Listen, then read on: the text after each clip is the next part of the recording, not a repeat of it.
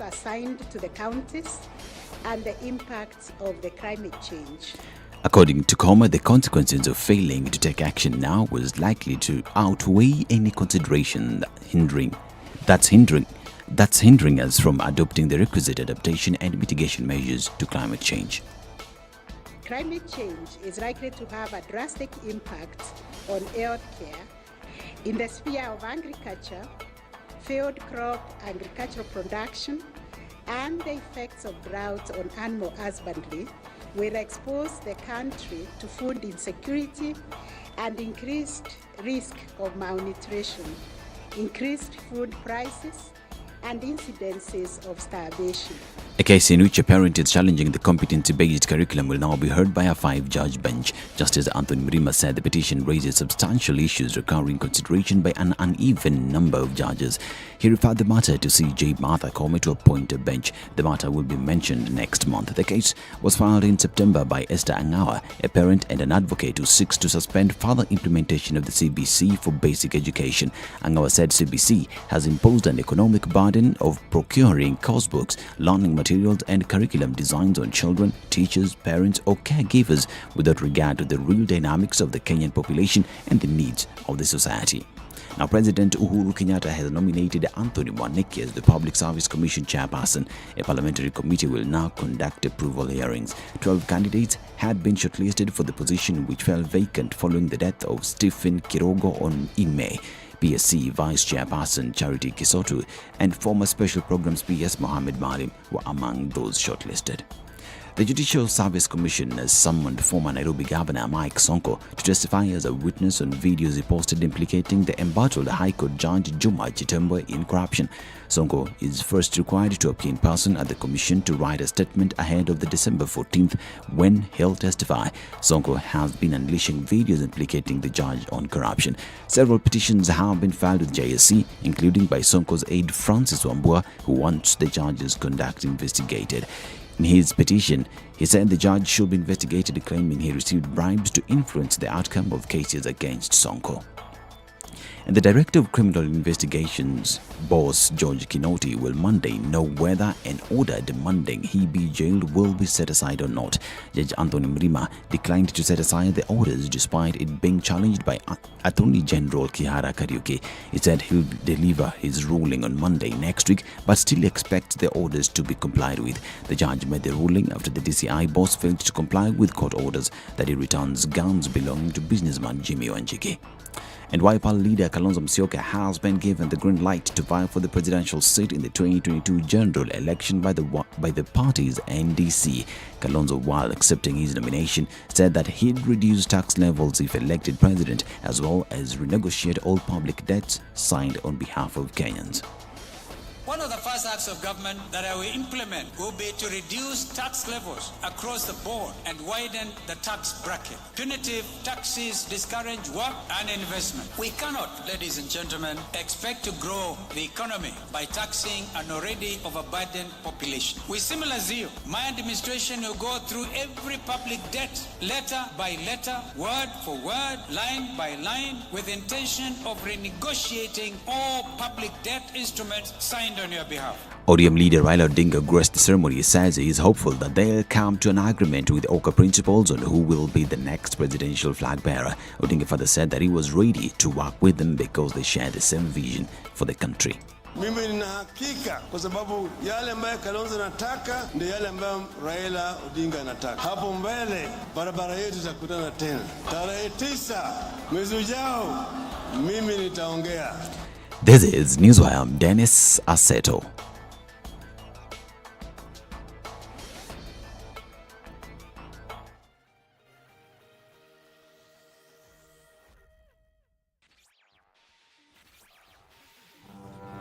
Hey, it's getting hot in here. The media has greatly contributed to the moral rot that we experience in this country. I remember a senior politician telling me, point blank, nobody steals in the field, it's stolen in the granary. So my friend, if you're going to win an election, jipange kwa granary. I think we are suffering from Stockholm Syndrome. Our violator and abuser is also our redeemer in our mind. The whole political class, the whole political institution is rotten. It is based on ideals that cannot progress our country forward. This is the Situation Room, the only way to start your day.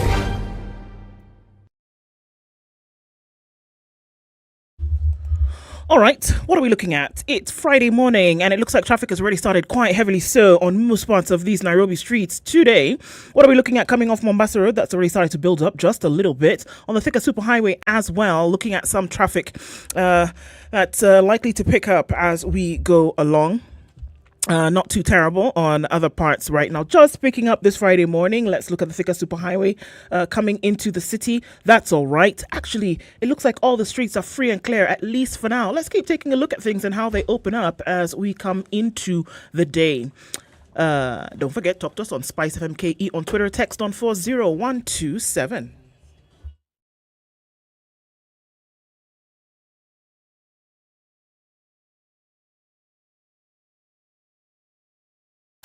Are you ready? Okay. Spice FM.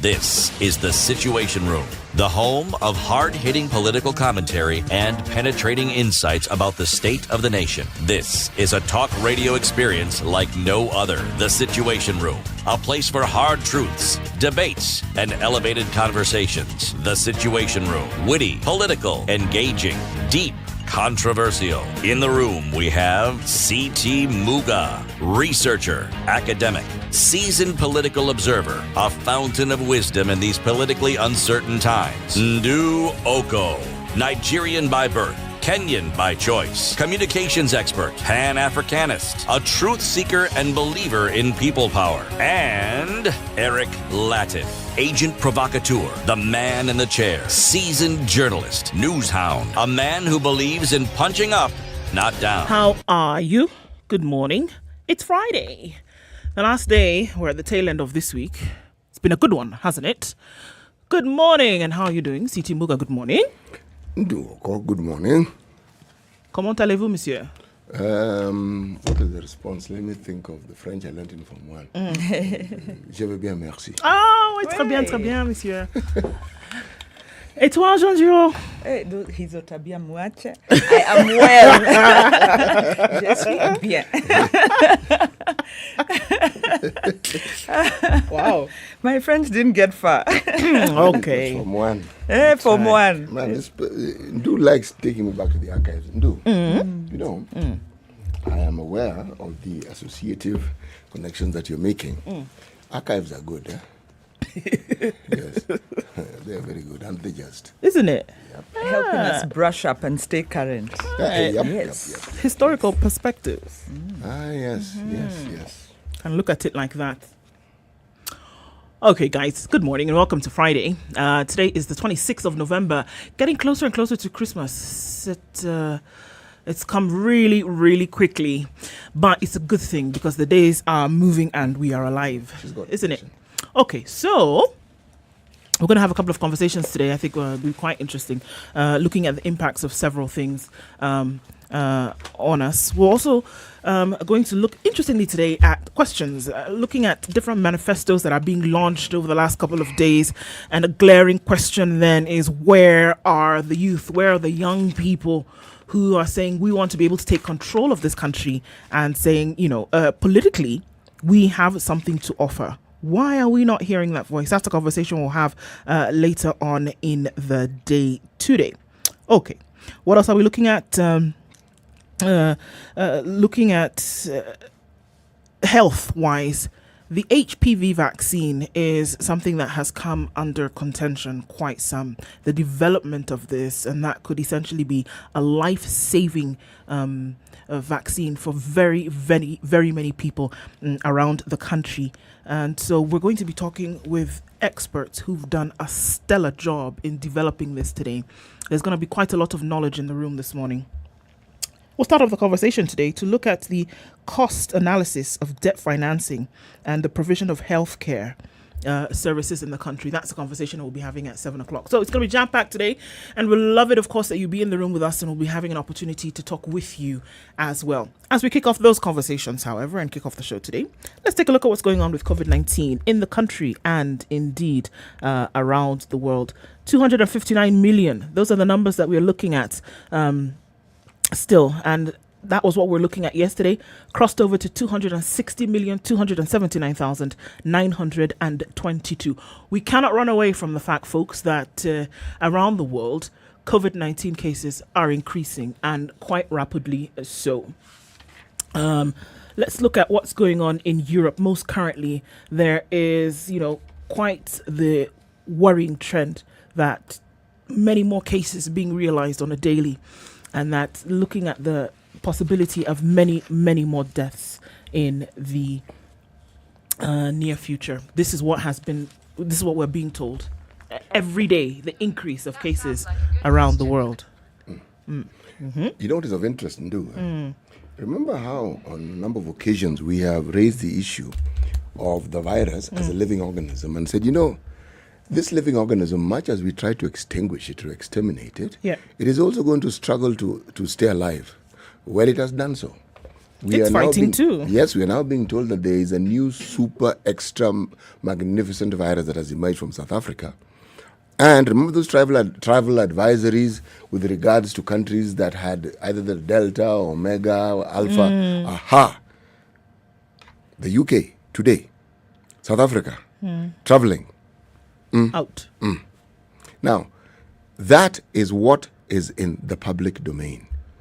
It isn't as though the virus is just mutating in South Africa. We are going to get another one from India. We're going to get another one from Europe. Believe me, even as we continue to fight the virus is also going to continue to fight Absolutely, back. It is. But I was thinking about this and just reading on some things yesterday that experts have been talking about. Look at diseases that have been eradicated, whether you're looking at smallpox in the 19th century, whether you're looking at measles, whether you're looking at polio. These are diseases that were around for a very long period of time. We're looking at 10, 20 years. The eradication of such, or the vaccination, the successful vaccination of populations that then led to the then decline of infections in different countries took a long time. Did. COVID is 2 years old. Yes, it is. And the hope is that already we would have found a vaccine, we would start to eliminate it, and then we will be telling a story that it's over.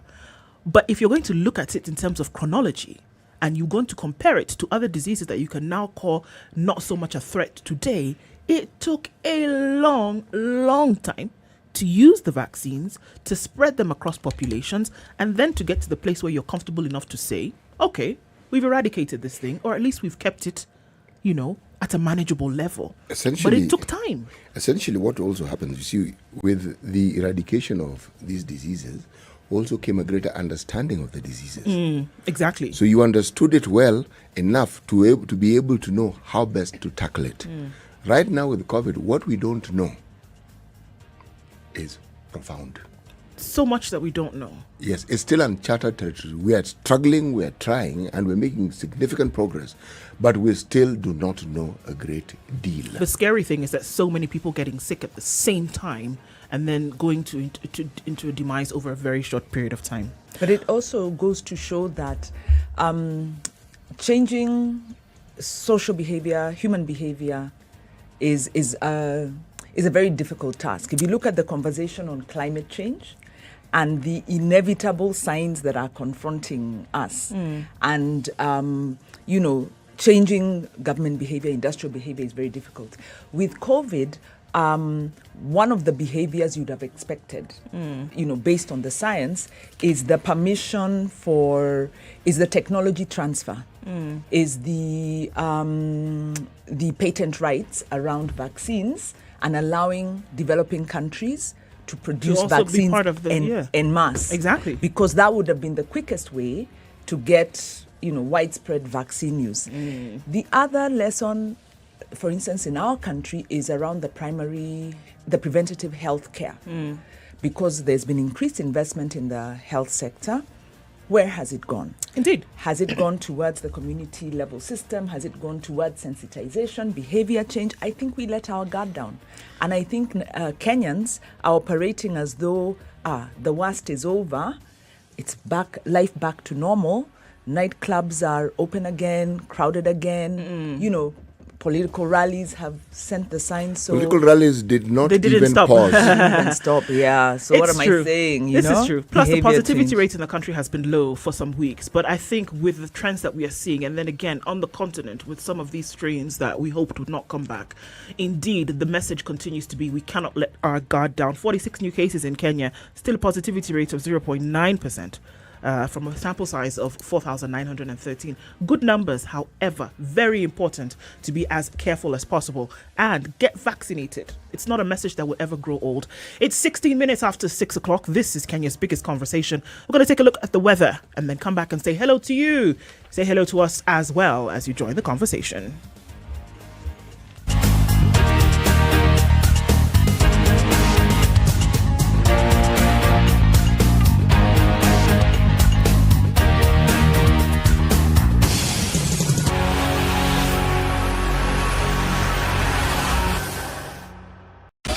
...24/7, around the world, non-stop. This is Spice FM. This is something people need to understand. Your money, my money, equals our money. We cannot have your money is our money and my money is my money. The only way to live your best life is to create a balance between work, love, and play. The Adults in the Room is the only show on radio dedicated to educating Kenyans on how they can stay winning in life and in love. Text the word adult to 22840 to get the latest clips from Adults in the Room directly to your mobile phone. SMS adults to 22840. Want to play in the League of Pros? BTV and Zlatan Gaming Lounge presents the B-Team Takeover. PS5 FIFA 2022 Tournament. 4th December at Zlatan Gaming Lounge Elite Plaza, Rongai. Show off your skills. 64 players, 6 rounds, 3 winners. Cash prizes and a staycation up for grabs. Registration fee 1,000 shillings. Payable by Paybill 22211 account Z Gaming. For more information, contact 0719-012-546 or DM the BTV social media handles. Rise up to the challenge. Chilled Spice. 18 degrees and mostly cloudy in Nairobi, highs of 25 and lows of 15. At 14 degrees, it's mostly cloudy in Nakuru, highs of 25 and lows of 14. 23 will be the high in Nyeri, where it's mostly cloudy this morning at 16, coming down to lows of 13. In Mombasa this morning, light rain at 26, highs of 33 and lows of 26. Not to forget Eldoret, where it's partly cloudy at 14, highs of 24 and lows of 13. Partly sunny conditions already in Malindi, highs of 32 and lows of 26 today, while it's mostly cloudy in Kisumu at 19, highs of 27 and lows of 18. Kakamega is mostly cloudy at 17, highs of 27 and lows of 15. Out into Kampala, it started the morning on this Friday with rain showers, 18 degrees, highs of 25 today, and Dar es Salaam is sunny at 25, highs of 33, back down to lows of 25. All right, Johannesburg is cloudy at 10, highs of 18 today, and Lagos mostly clear conditions at 26. We'll go to highs of 33 and lows of 25. It's clear for now in Kinshasa at 22. We'll see highs of 31. Out in Beijing into early afternoon Friday, it's sunny at 10, highs of 11 and lows of -3. And we're looking at cloudy conditions in Paris at 4, highs of 7 and lows of 2. 4 degrees and cloudy in London, highs of 9 and lows of 3. And coming in Thursday night, still in New York, it's 11 degrees and cloudy, highs of 12 into Friday and lows of 7.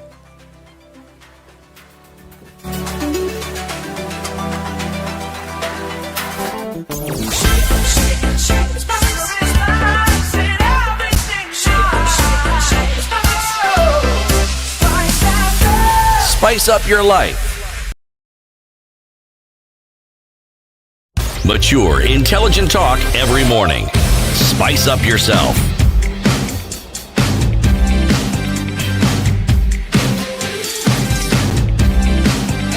Mornings done right. 6 o'clock, got to say good morning. 94.4. I just have to say you've brought the sun today. and John has insisted it's a Wakanda necklace. So even before time, representing the continent, you look splendid. Thank you. And you've done the sign. Wow. Okay. Thank you, my dear. Feeling it. Yeah? We see the rest of you this morning. Salimian Jomba Eric, he is in Makwene County and he's attending to things devolution.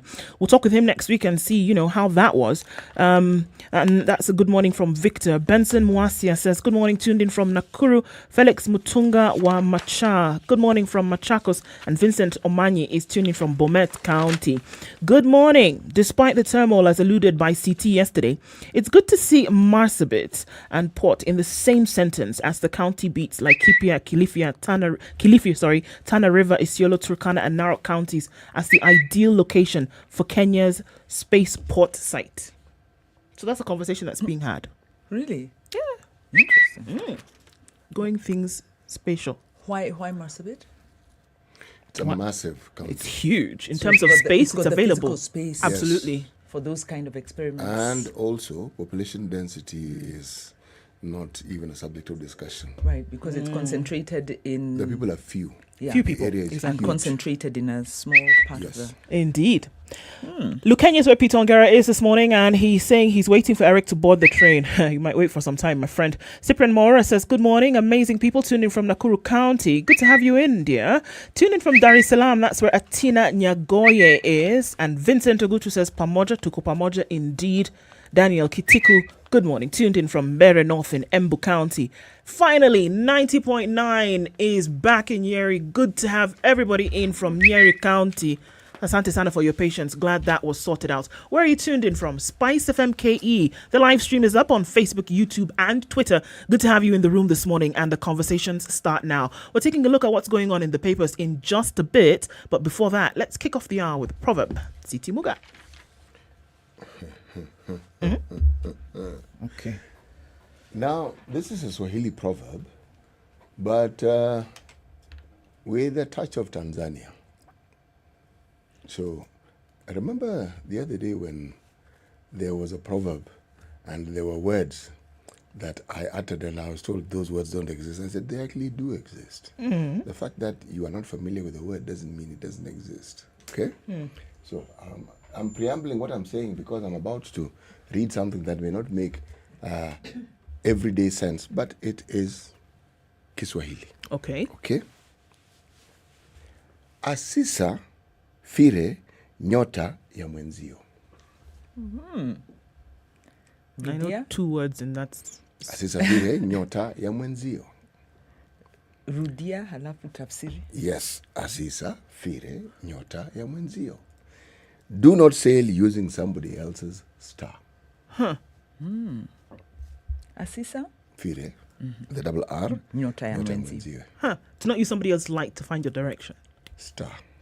But you know what it was is that the sailors of old would use the stars to chart their path on sea. Precisely. Now, you use the star to chart the path depending on where you are going. Yeah. Yes, so they knew that this particular star, which is in this particular position, will get you here. Here. So if I am using star on my left hand on the right side of my left, and you want to go to the middle side of my right, and you're using my star, you're not going to get to where you're going. You'll end up where I am going. Indeed. Yes. Today's proverb. Asisa. Fire. Nyota mwenzio. Yes. Ya mwenzio. I must say, Siti, in my absence, the quality of your proverbs has really improved. Either that, or I can make a... or now you can understand them. No, they are deep. That's a very profound proverb. We have been around this table and had proverbs that, yes, we suspected CT cooked up as he was hurrying to work and didn't have time to finish curating. So either Tanzania has, because I think there's been a lot of Tanzanian influence this week. Swahili? No, it's been Swahili. Yeah, Swahili. Because I've noticed it's only today that I have crossed the border and said, this one is Swahili from Tanzania. So maybe then let me say the Swahili influence in the proverbs, they are profound. Indeed. So either it's the selection or there is something cultural there. Or maybe it's a cultural thing that those proverbs you pulled from other parts of Africa we were were not well represented. Take your pick. Wanjiru, one of the things that I love don't about pick you. a fight with no, you're my not sister here. No, you're not. I'm not even going to begin. No, Wanjiru, you're not picking a fight. No. Yes. You are doing what ought to be done. It's called critiquing. Okay. And it's absolutely important. It is. Yes. Let's take a look at the papers this morning. Not to forget, Standard e-paper. For 20 shillings, you can have access to all the major headlines as well as 10 days of archives. For just 20 shillings a day, you can subscribe for that, to that and have access to all the news as well as your daily crosswords and Sudoku and all those other fun things that you can find in the Standard paper. E-paper, that is 20 shillings a day, something not to miss. Okay, so what are we looking at this morning? Quite a lot to take up. Yes? Wanjiru, go with you. Yes, I was looking at a letter to the editor. Wanted, this is Nation, page 15. Wanted urgent reforms in all public universities. And this, Mr. Odwor, communication lecturer at Tangaza University College, goes on to criticize last week's demand by trade unions for closure of public universities as impractical and unattainable. And then he goes on to talk about the structural reforms that are going on because as part of the IMF Kenya fiscal consolidation program, all public institutions need to rationalize themselves. And there are 4 public universities targeted for rationalization. The National Treasury chose to reduce university funding in the current financial year. This came amid a gloomy financial outlook which has been worsened by the ever-growing debts. Most public universities are indebted to the tune of billions. Then he goes on to say being a part-time university lecturer in this country is pure torture. And he says part-time lecturers are the majority in all universities and they need to be treated with dignity. And then he asks, no student is allowed to sit for an exam before clearing their fees. If this is the case, where does the money go? Now, the backdrop to this story is IMF World Bank recommendations to merge and close some public universities because they are cash-strapped. And linked to that, the government of Kenya has cut funding in this financial year to universities. And this recommendation is based on the rationale, and I'll look for the quote, that the cash crunch at universities has been caused by the implementation. I'm trying to look for the section in the World Bank report where the rationale really is, let's rationalize universities. It will be good for the economic bottom line. It will be good to tame the wage bill. To finish this, to bring another perspective, because we've had the perspective of a university lecturer, the World Bank and Kenya government justifying why they want to cull spending to public universities. In yesterday's Business Daily, Tony Watima argued that much of the losses at public universities are attributed to operational issues like operating satellite campuses and construction projects.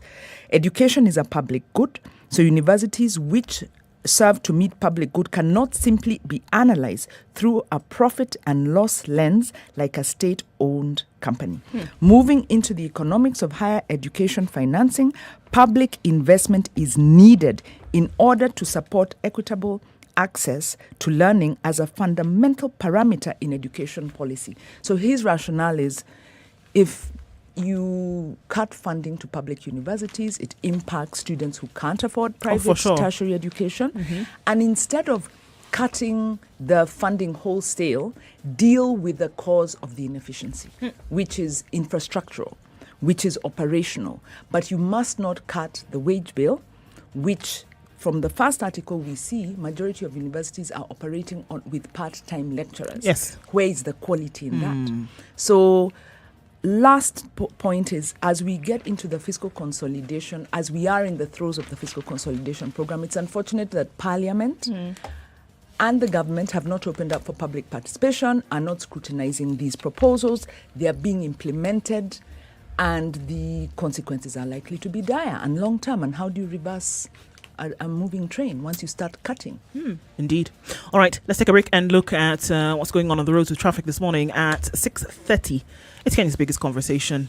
We'll be back in a minute. This is the Situation Room, the only way to start your day. Spice up your life.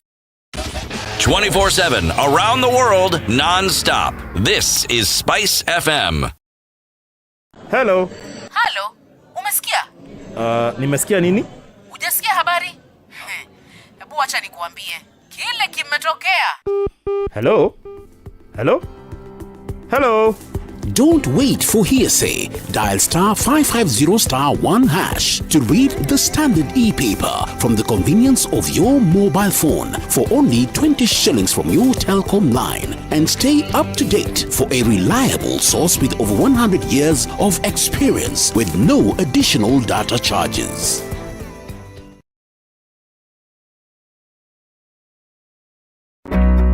There are thousands of jobs in construction and real estate waiting just for you.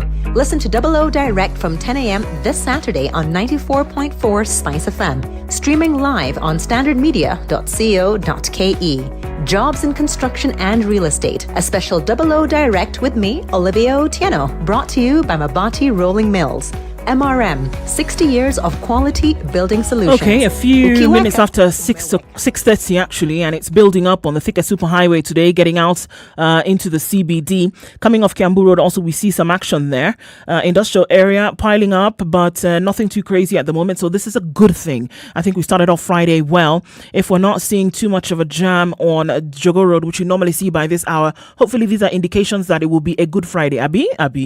Okay, coming off from Ngong Road also is where we see some action. Also then just past the junction and heading out then towards the City Mortuary roundabout later. That has picked up a little bit. Langata Road free and clear for now. A little bit of traffic as you get to the mouth of Langata Road at the roundabout there leading towards Timor. Bagathi Way not taking that terrible hit. But like we said, these are just the beginning hours of traffic hour. So let's wait and see what happens. The southern bypass looking pretty good.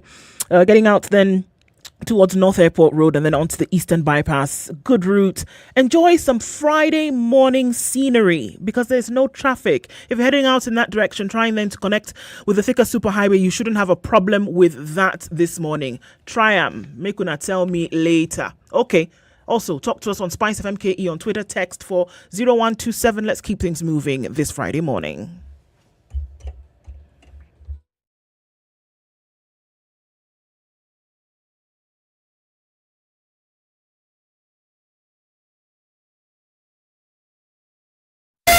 Spice FM, Malindi. Mature, intelligent talk every morning. Spice up yourself.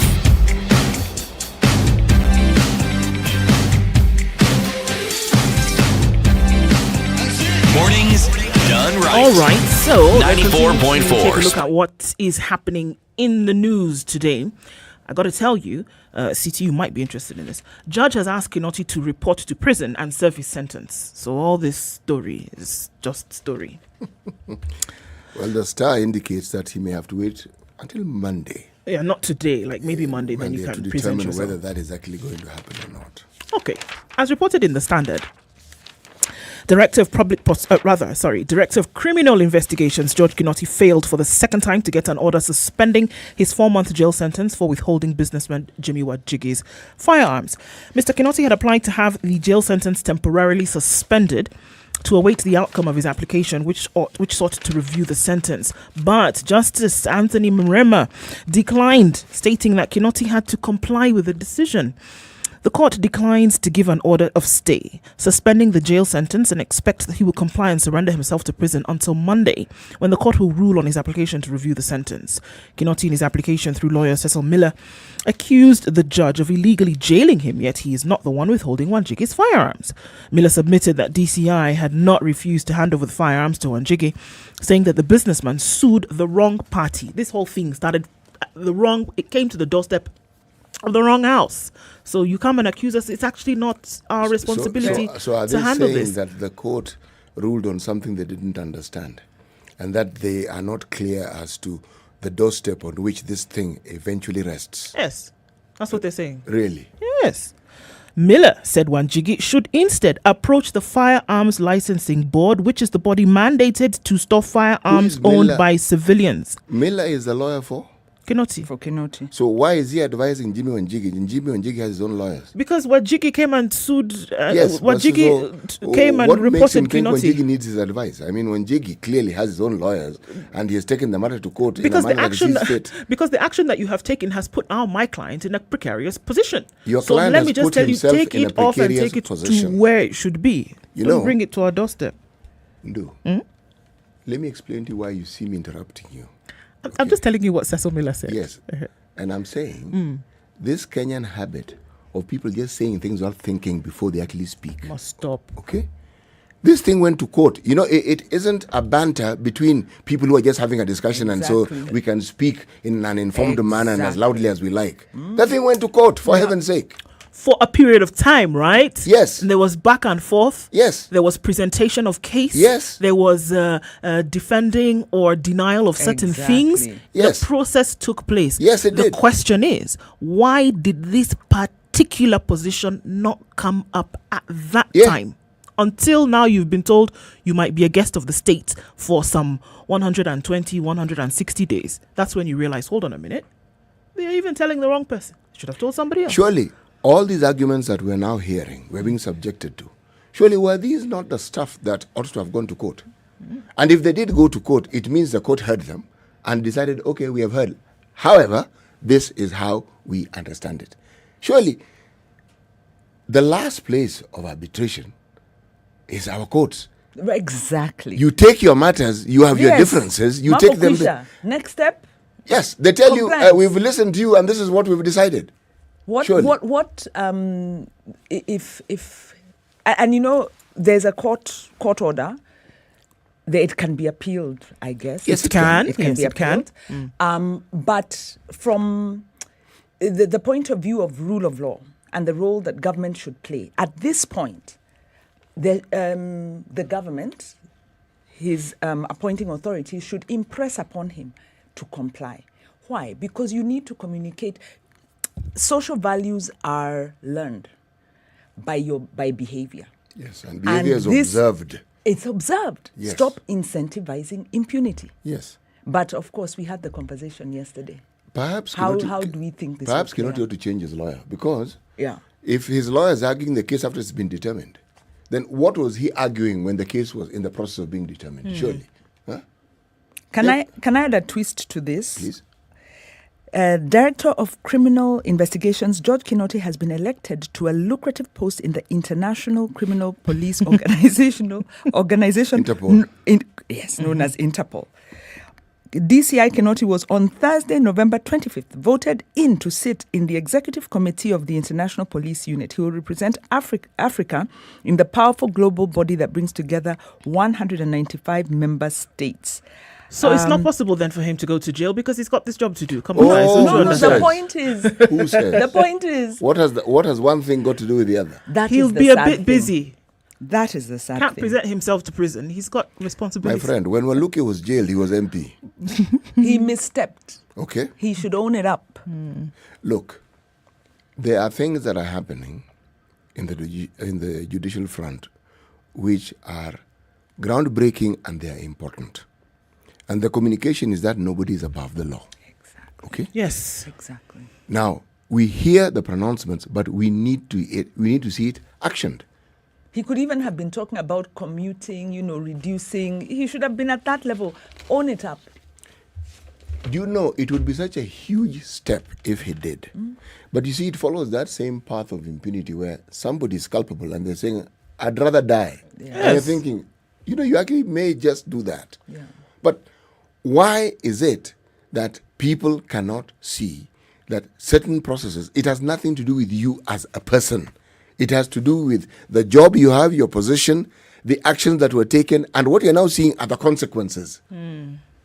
I prefer that they can see, but because they realize that they are the person that will be made uncomfortable, they choose not to see. But they know very well that had it been, and this is even the question we were talking about yesterday when we spoke with Honorable Jacqueline Kamau, court orders, if they are going to be adhered to, why is it that one person, City Muga, will ignore court orders and there will be a warrant out for your arrest and you will find yourself inside? Somebody else in another position will ignore court orders and it'll be banter for the next 5 years. Why? So the message is get into power and evade justice. And you are above the law. Mm-hmm.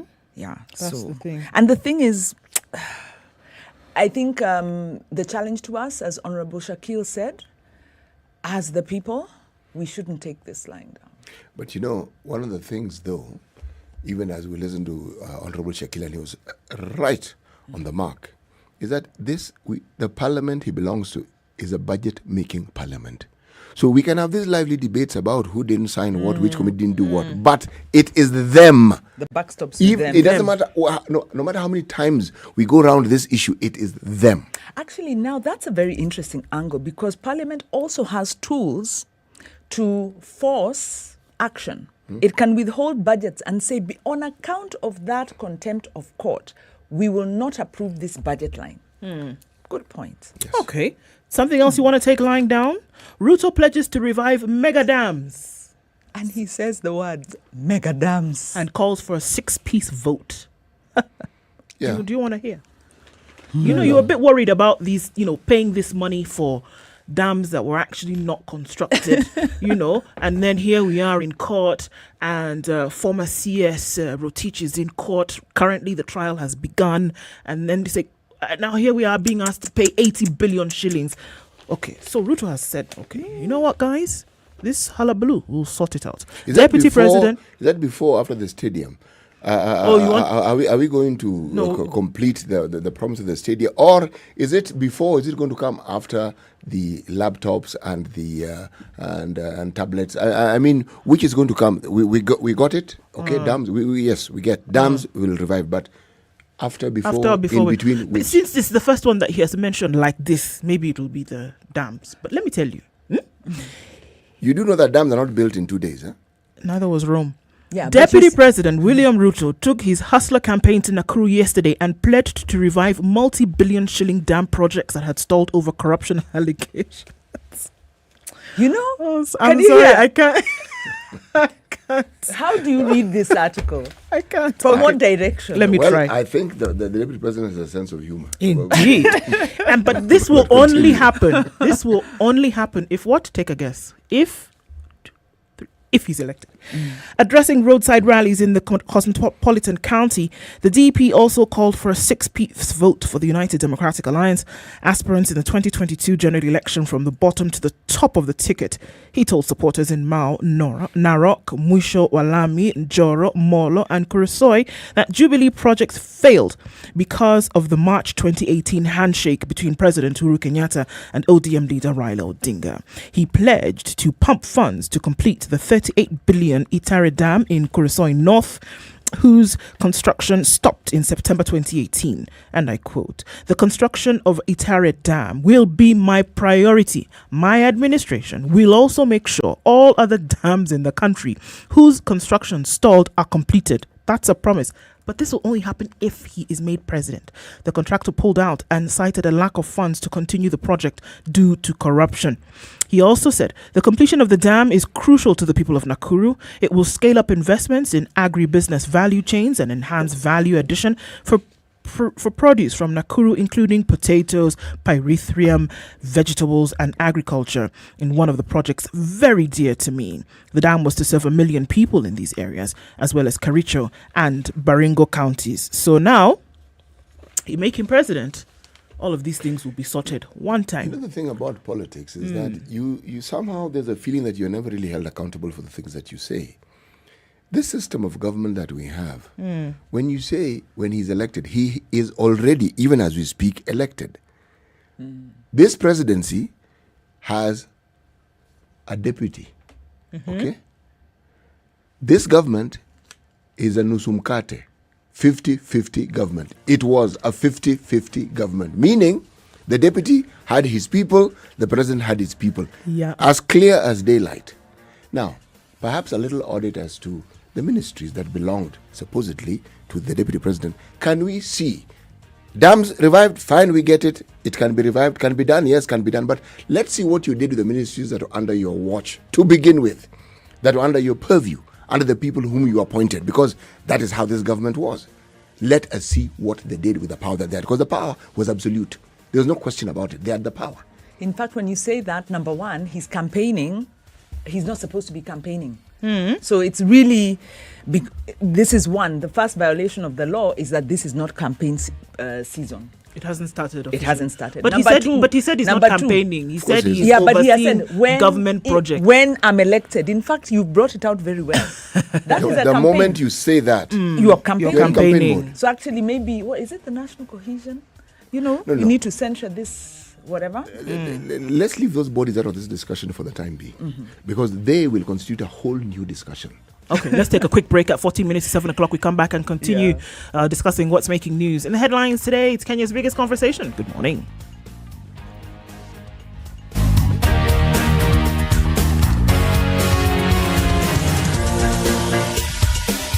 This is the Situation Room, the only way to start your day.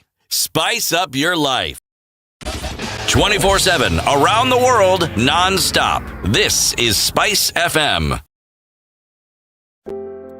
What makes a man? I had an advertising job that was toxic. It was difficult.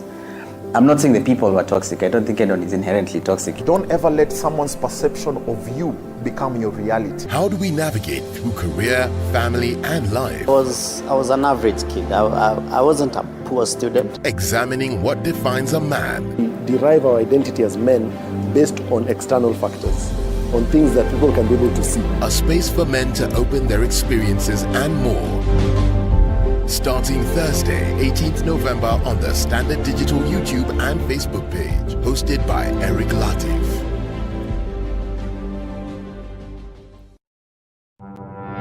Hey, it's getting hot in here.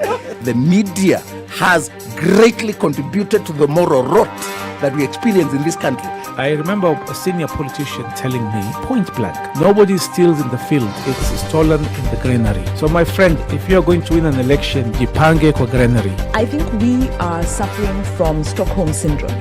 Our violator and abuser is also our redeemer in our mind. The whole political class, the whole political institution is rotten. It is based on ideals that cannot...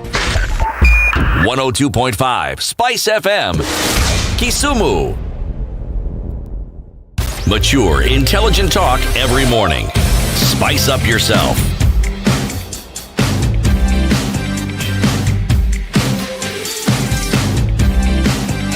Mornings done right. 94.4 Spice FM. Okay, at 12 Nairobi. minutes to 7 o'clock. Still taking a look at what's going on. CT, business today.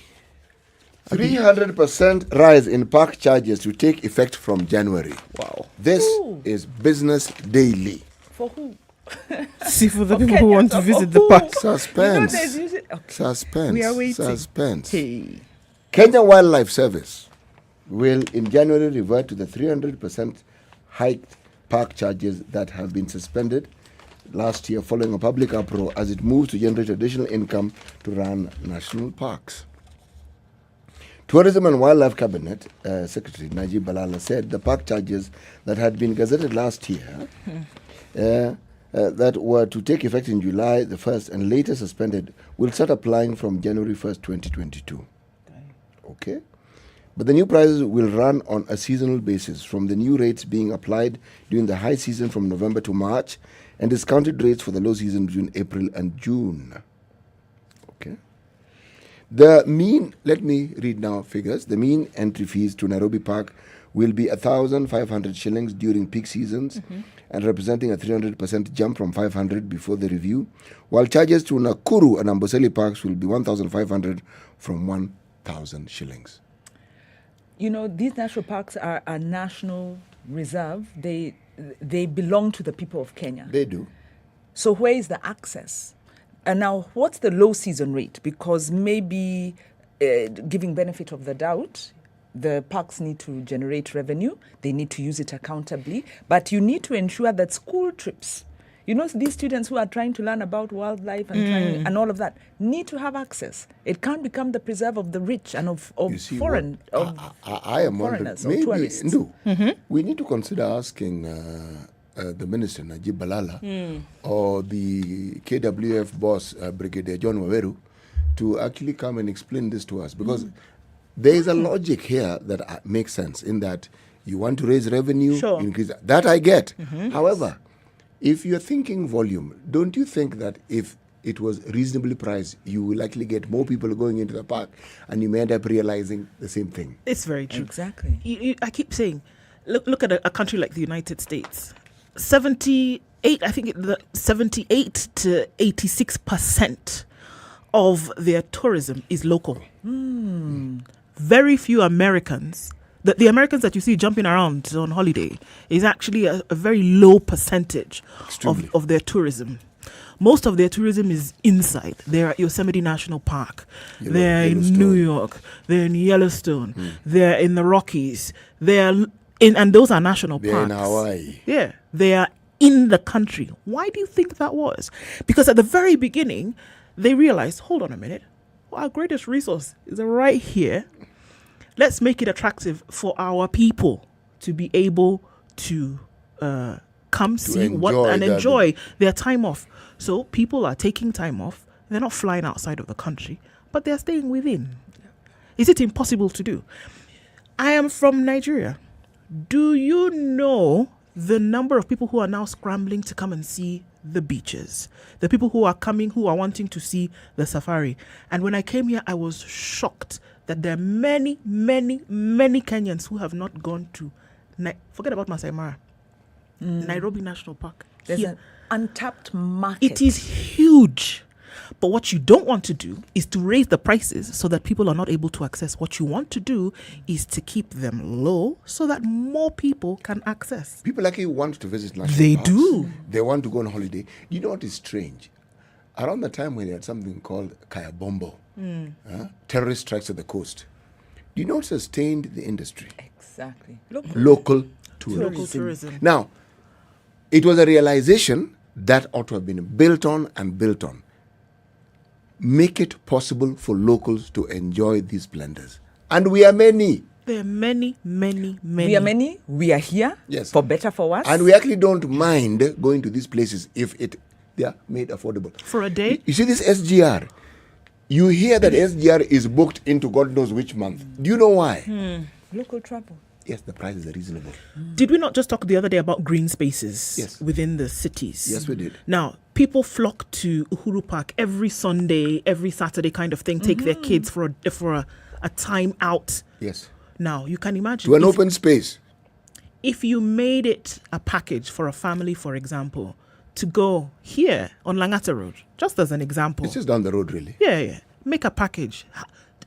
Okay. It also links to wellness because there's a sense that recreation for Kenyan families is to sit around the table and eat, to do nyama and nyama choma. And family outing is if you go shopping. Exactly.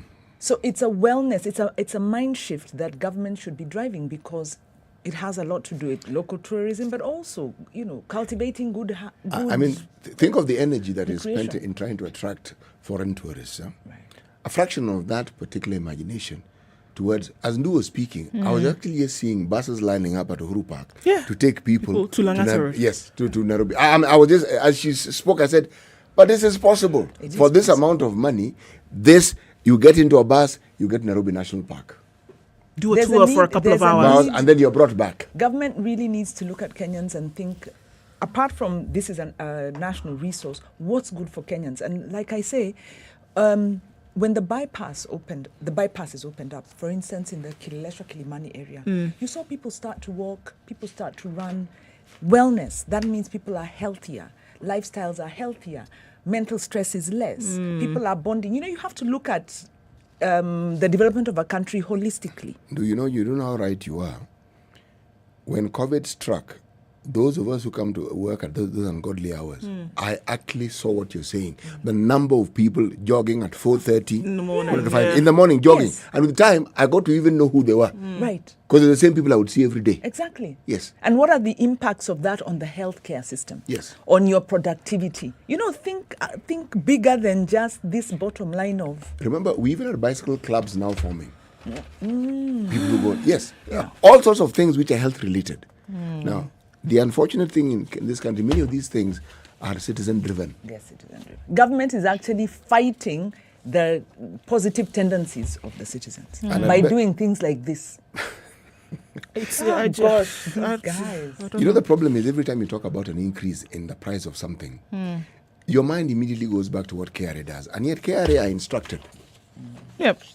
We blame KRA, but then they're following instructions. KRA don't come up with a policy on taxes. Revenue target. Yeah, they are told collect. So, okay, we'll collect. Let's go. That's what you do. do with it after that So is something's different. happening at KWS. Something is happening at KWS, and let me tell you what it is, a lack of imagination. That's what's happening at KWS. So want to do the work to make it interesting. We're coming up to 7 o'clock. Let me look at one more story for you, and I think not taking a look at education for a minute. Learners who will exit grade 6 next year under the competency-based curriculum will be issued with a transition report instead of the exam certificate that has been issued to primary school graduates since 1985. So remember, grade 6, what it'll be is now your last year of primary school, and then you will now go to junior secondary before you then go to senior secondary in this new system. So you will not get that certificate as now what is currently your KCPE certificate. What will you get? You'll get what is called the transition report. All right, so it takes an assessment of everything that you have done. Learner scores on this report will be used for their placement in junior secondary school and is among the changes recommended by the Task Force on Enhancing Access, Relevance, Transition, Equity and Quality for Effective Curriculum Reforms Implementation. My goodness, that's a mouthful. The transition report will contain learner scores from their assessment at the end of grade 4, 5 and 6 combined with the outcome of the national summative assessment. The first such assessment will be administered in November next year. So this is actually happening, right? We'll see the difference at the end of next year. At the end of grade 6, the formative classroom and school-based assessment outcomes, which will have been submitted to the Kenya National Examinations Council, will be combined with the outcomes of the national summation assessment to prepare a transitional report. So all of these things combined is what you will get in this report that you will now use for your access to junior and senior secondary school. Already the learners who are in grade 5 had undertaken their grade 4 school-based assessment. They are currently undertaking the practical and project-based assessments alongside their grade 4 counterparts. So we're seeing some changes. Task Force is working to see that this CBC comes to a head, essentially.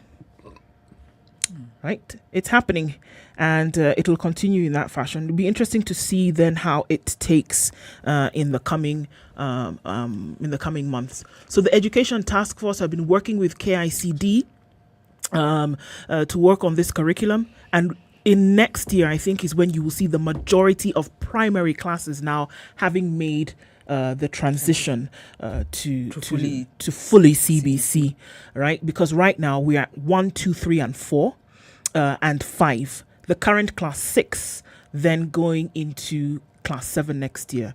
So the current classes then will now all move into that next level. I think it's good, CBC, positive, empowering kind of approach to education. Concern is the pace of implementation. The pace of implementation is slow because you have to also look at infrastructure support for all of these things. And infrastructure is not just buildings; it's also capacity for teachers. It's the software and it's the numbers, it's the quality, it's the motivation, it's the capacity building. Continues to be looked at. Yeah. All right, coming up to 7 o'clock, we are now going to have a conversation in a bit about health and the impact that has had on several other things in this country. Well, we'll look at that in a bit. Coming up after the news, you're tuned into Kenya's biggest conversation. It's the Situation Room at a few seconds actually to 7 o'clock. The conversation continues when we come back. Good morning. It is 7 a.m.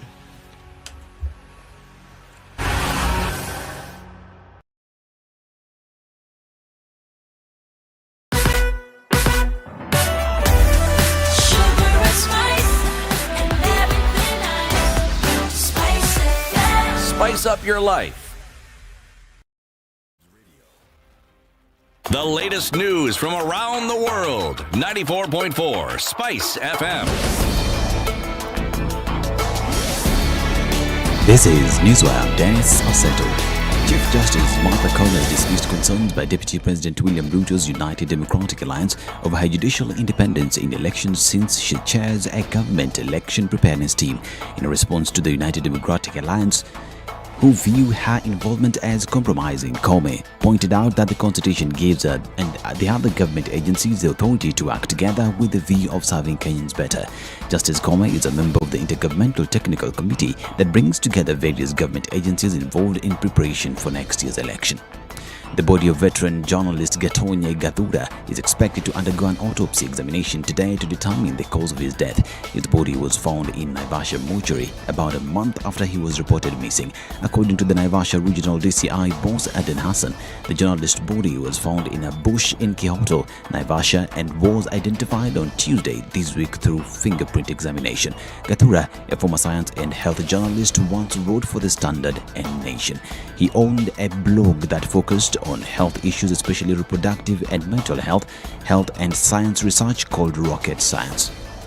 The High Court has overturned a decision by the ruling Jubilee Party to expel and deregister nominated Senator Isaac Mwaura, terming the action as illegal. Judge Joseph Sergon ruled that the party's National Disciplinary Committee hearings were not conducted in accordance with the law. He further directed that Mwaura, who had appealed the party's decision, be reinstated as a senator. Until his expulsion, Mwaura, who was nominated to represent persons with disabilities, was also serving as a member in the Speaker's panel. The Jubilee Party National Management Committee expelled Mwaura in February alongside 5 other senators, namely Senator Mary Yane, Wako Naomi Jilo, Omanga Millicent, Brengay Victor, and Imandeko. Molo MP Kuria Kimani has officially joined Deputy President William Ruto's United Democratic Alliance in a bid to defend his seat during next year's general elections. Kimani joined Ruto's camp during the DP's tour of Nakuru County yesterday. Kimani joined Subukia MP Kinuthia Gashobe to become the 2 most recent Jubilee Party elected leaders to ditch the party in favor of UDA. A Nairobi Deputy Governor nominee, Paul Mutunga's name has been approved after 89 MCAs voted to adopt the report of the Appointments Committee. Supporting the adoption of the report, Majority Leader Abdi Hassan noted that despite Mutunga having an active case in court, he has not been charged and by law he is innocent until proven guilty. Minority Whip Peter Imwadok said by filling the position of the DG, Mutunga would have solved a problem that was eating the county for the past 3 years. Details of the swearing in will be communicated next week.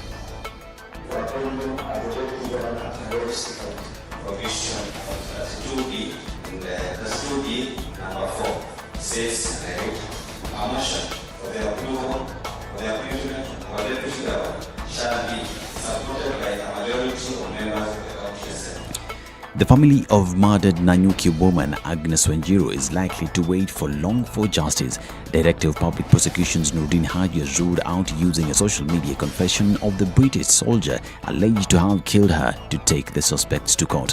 Haji said his office will have to wait for the Directorate of Criminal Investigations to conclude its probe and identify the real suspects behind the 9-year-old murder case. The Attorney General has also written to the UK authorities to help in identifying the culprit who made fun in a group of 9 colleagues through a Facebook post in which they laughed over the crime.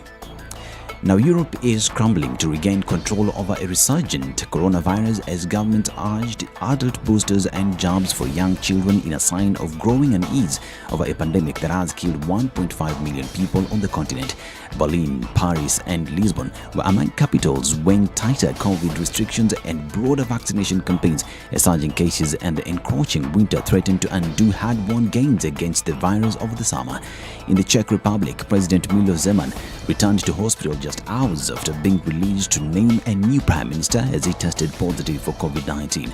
With governments already struggling to cope with more infectious Delta variant, the discovery of a new and troubling strain in South Africa was a stark reminder that the fight against COVID-19 is far from won. Britain, in response to the new variant, said it would ban travel from 6 Southern African countries: South Africa, Namibia, Lesotho, Eswatini, Zimbabwe, and Botswana. Back home, Newswire and entire Standard Group continues to urge you to get out there, get vaccinated so that together we may win this fight against COVID-19 and most importantly, protect yourself and the loved ones. This is Newswire. I'm Dennis Aseto.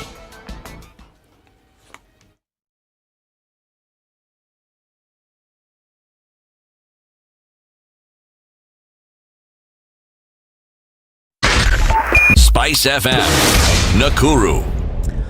All right, a few minutes after 7 o'clock, and we're looking at traffic already built up on Uhuru Highway today into the CBD. Quite hot and heavy already. What wasn't there about half an hour ago, you'd be surprised when you blink and look at Mombasa Road again. Then coming off the Nyeri Stadium roundabout is where you get the most of it. At the Bunyala Road roundabout, and then heading towards Haile Selassie. Some traffic there. Of course, the construction is lending a hand to this madness. Gong Road, coming to the City Mortuary roundabout, that's where there's also built up a little bit. Langata Road, still looking at that thing. Everybody getting off Uhuru Highway, getting into South Sea, and then boom, find themselves on Langata Road. Plus the construction that's going on there. What do you get? You get traffic. Jago Road also, as you're getting towards the City Stadium roundabout. Landage Road is looking pretty good, but Jago Road building up right around the Makadar train station. That one's going to cause a bit of a headache today. Where else is it looking hot? On the Thika Superhighway, hot and heavy traffic. It's thumping also on Kiambu Road this morning as you're trying to get towards Muthaiga Square. Okay, Limuru Road also started really early with traffic this morning. So we're looking at getting into traffic hour probably earlier than we would on a Friday. Getting to the tail end of the month either doesn't help issues. So where are you? What are you doing? Are you stuck somewhere? Would you let us know so we can help other folks keep it moving this Friday? Talk to us on SpiceFMKE on Twitter. Text on 40127.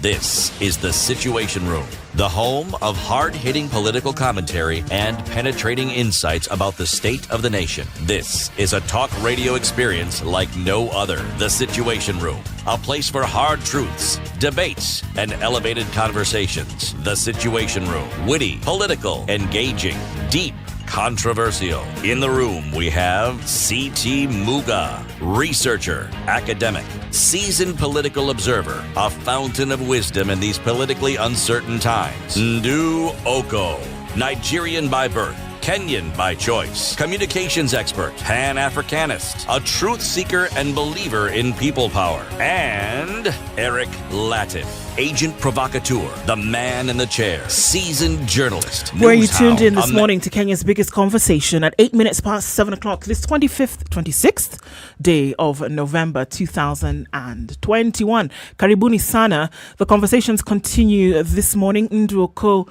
C.T. Muga, Wanjiru, Gikonyo in the studio with you this morning. And we do have a guest. Before we get to that, though, today's proverb, C.T. Asisa frie nyota ya mwenzio. Don't sail using somebody else's star. Okay. Indeed. Don't sail using somebody else's star. All right. Yes. It resonates deeply. And I think it's about to. Be yourself. Wanjiru has agreed verbally as many times as she has nodded in agreement. I am very impressed by your proverbs. This one hit home. This one, Kapsa? Yeah, it did. This one hit home for her. This one is, this is a pin-up. Speaking of things that hit home, this morning having a conversation on the opportunity cost of financing, of debt financing and provisions of healthcare services. We are joined actually in the studio this morning by the National Coordinator of the National Taxpayers Association, Irene Otieno. Irene, good morning. Morning. Karibu sana and welcome to the show. Asante. Every time we hear taxpayers, we're just thinking KRA. Mm-hmm. But obviously this is different because, and maybe then you can just now take it by the horns and explain to us what the association does and who here, when we're talking about taxpayers, are we referring to? Thanks, I'm very delighted to be here this morning. Straight to the question you've pointed, and I think that's the perception we have as Kenyans. Most times you look at tax and the issues around tax, and you're thinking carry, you're thinking, is everything in order with my tax books and everything like that? But we as an institution are trying to shift that and to let us understand that the taxpayers are essentially you and me as citizens. So looking at taxpayers closely related with being a citizen of the country where you are, so that then you're able to add your voice. So this is an institution that was established around 2006, and we focus a lot on building awareness of the citizens to the fact that they fund the government, all government operations, so that it doesn't look like the citizen is, there's a favor being done to the citizens, but rather you're funding the system, and hence you must have your voice on matters of policy, on matters of tax raising. How is the tax being raised? And again, how is the tax being used? So tax accountability, look at it throughout the cycle. Yeah. You recently commissioned a report about the opportunity cost analysis of debt financing and provisions of healthcare services. And I think obviously there were very many interesting things that came out as a result of this. What were the alarm bells for you as you did this report that we then now go into discussing? Before I address that, let me just, in terms of context and why we are here together also with Shiro. So as an institution, we are members of the Okoh Uchumi Coalition. So of course, that's a coalition that is concerned. A lot of civil society players, academia, media, that are concerned about debt. And we know there's been conversation as to whether the debt is a problem. Is it an issue? Is it not an issue?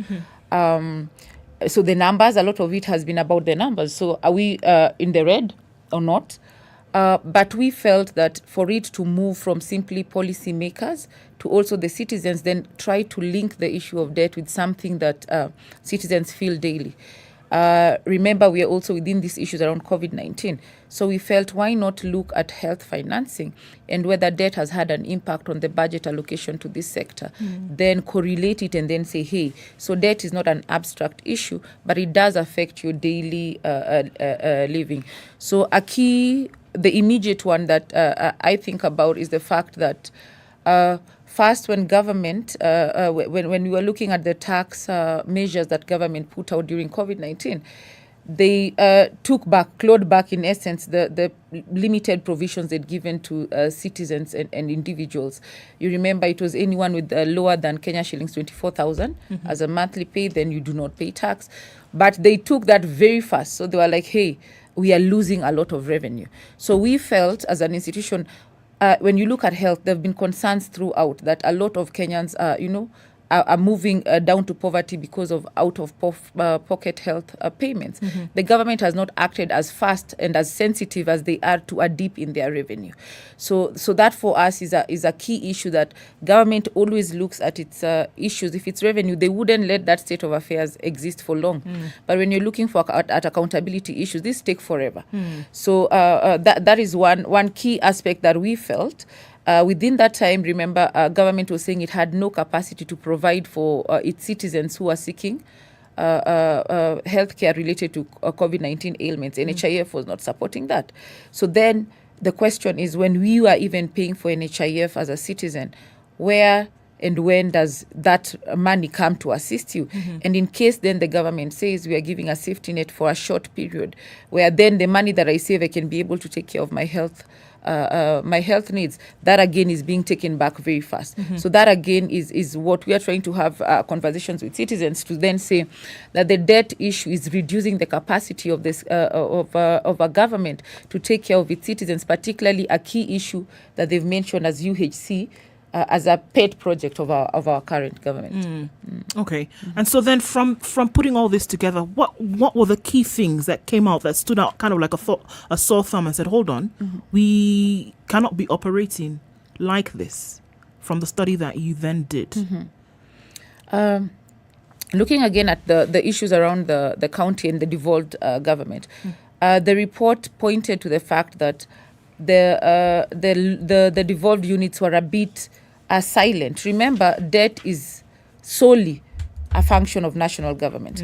So the devolved units have not a lot of voice on it, though this is something that the law doesn't close them to doing it. I think they haven't looked creatively at their roles within adding their voice to the debt conversation. But the net effect we felt was a lot of the COVID-19 impact was at those lower levels, at the county level. Their capacity is reduced to act very fast. But then their voice on matters of the debt conversation is a bit quiet. So again, the report for us was bringing an opportunity for us to discuss with policymakers. Should debt solely be the role of the national level, while it's a fast charge on the consolidated fund? So it means it takes money and reduces the capacity of the devolved units to respond to health disasters. A key one being this, where national government itself did not have the immediate statistics to respond as fast. So the people on the ground are the counties, but the debt issue is something that they are not fully aware of or taking ownership of, I would say. Okay. Yeah. Can I add to that point that Irene is making about national government going out and procuring debt? Then spending it on services, including spending it on health services. And in fact, the brief we received about the study shows that indeed allocations to health have increased. So as debt increases, allocations to health have increased. So some of that money is coming into the health sector. But 65% of that stays at the national level and only 13.7% increase at the county level. Reinforcing what you're saying, that much as health is a function of the counties, when government borrows, it's not letting that money come down.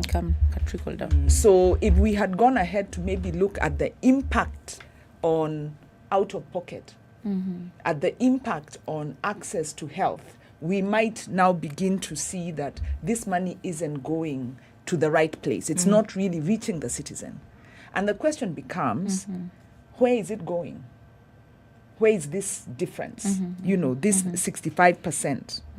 If government is borrowing, spending it at the national level, health, does it mean that referral services have improved a lot? Maybe Kenyatta Hospital has really improved its services. Maybe it's all going there. Or there are asymmetries. So government is borrowing and maybe is not fully accountable. Maybe there's waste. So actually maybe there's a bit more. I don't know whether the study looked at this difference. The study did not look at, there are limitations to the study. So that was one. We were not able within the time frame to look at that. But the other key issue that you've mentioned, Shiro, is, as you say, 65% is held.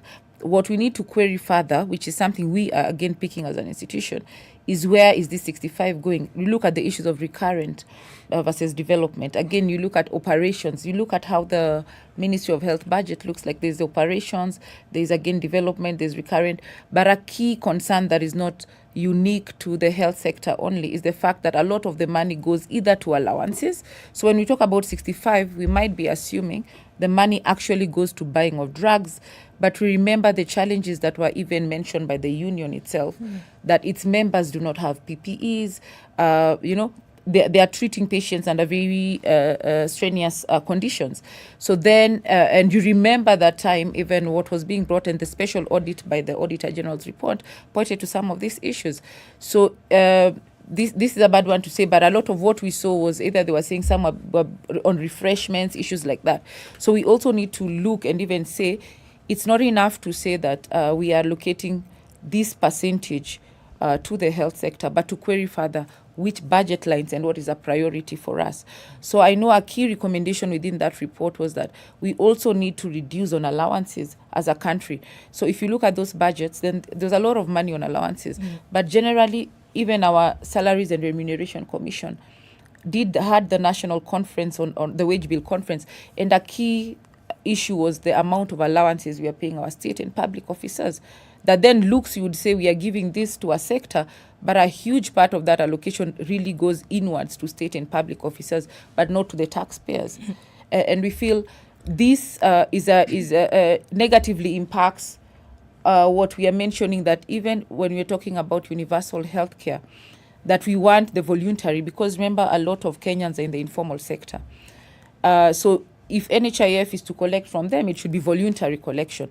But if I was not covered or the government did not give me healthcare even within the COVID, why would I voluntarily pay the 500 or so that they ought to pay per month? So these are issues that the policy option that government takes, if you focus too much on your state and public officials, then it means you're leaving a significant number, which is around 67% of Kenyans are in the informal sector. So when you're talking about UHC and you're leaving them to be the ones paying, and they're concerned about accountability around that health sector, they will obviously not do it. Yeah, there's a problem. You know, when you talk about a report, what immediately comes to my mind is, was the report definitive? Did it break down in details so that you actually know this amount of money went here? Okay, of the total caboodle that was there, this went to snacks, this went to allowances, this went to drugs. Did it break it down to those details? Then it isn't a useful report. Because if you do not know what goes where, how then can you plan to take action so that you can remedy it? What are you remedying? You have a situation where, the only thing which is definitive is the budget, the amount. We know. And then you look at what ought to be provided, which is direct healthcare, drugs, PPEs, things that help the process of providing healthcare. And what makes you realize that is insufficient is when you see the lack of proper care being provided, an absence of it, and you're being told we don't have this, we don't have this, and we don't have the other, and it's making our work difficult. So where does one go from here? As I had indicated first, when we were looking at this, a key aspect of why we commissioned the report was, debt has been an issue that is looked at, and you see it's very abstract. So debt is an issue, very different schools of thought. It's not an issue, we are not in the red. So our concern as an institution for this particular report is there a link between debt and health? And as we've already mentioned in the report, is that it says clearly that in as much as we've continued to acquire and accumulate debt, at the same time, our health budgets have been increasing, which if you look at it at both at that level, you can say, then that's fine. Maybe the debt we are acquiring is being redirected to health. But again, we say that is not the case, because when we bring when you as a country take on debt, there are different sectors that, competing interests. So when we are not increasing the revenue, I think as a country, the problem then is that the revenue is not increasing. So if I am an advocate for the health sector, when I say increase the health budget, it means you're taking away from either agriculture, because we are not increasing the revenue. But the question then, you say that the report might not be useful in terms of remedying the situation. I'd want to disagree, not Please. Entirely, but I would really like you to disagree, because it will do me good to actually, because if you disagree, then you're providing hope. Okay, perfect. So in terms of our budget transparency, that is something we've already, as institutions, civil society players, we've already highlighted that some of these details are not open. And rather even getting them, they're all over the place.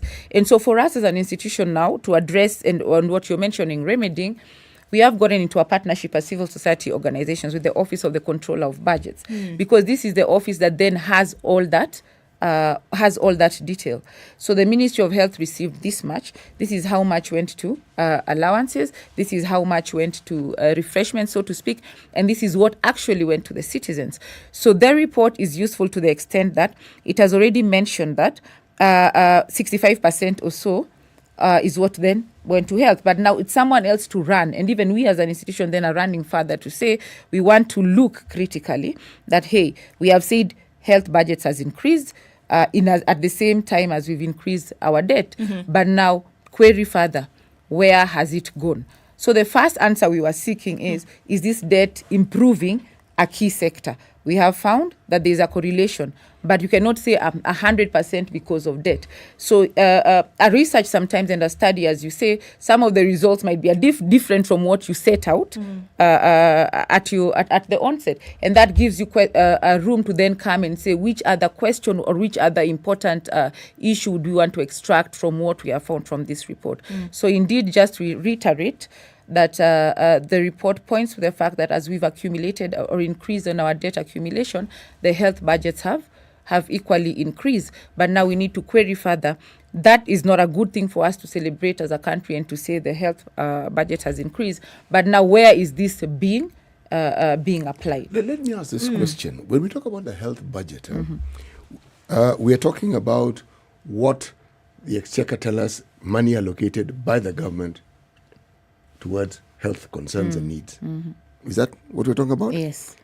Where then do we place the assistance that we receive from friendly nations and people who want to support us, programs that support our health sector? Where do we place this? And how do we look at their significance and their contribution? So when you're looking at the health budget, then you look at what the country itself, so the whole, let's say, this is what goes to health. You're looking at what our friends have said are giving their grants. So we have, and a huge part of our budget really is also supported by those funders. So there's a little bit from the Kenyan government itself, put that together with what we are getting as commitments and grants from other countries.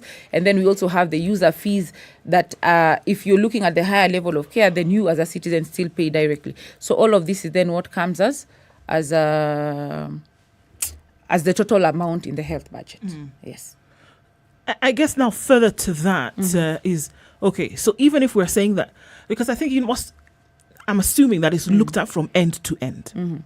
If the budget has increased on health, then the assumption would be that then you are seeing improved health services and facilities across the country, that you're seeing improved and increased infrastructure, even to areas where it was previously non-existent or that it was failing in terms of capacity.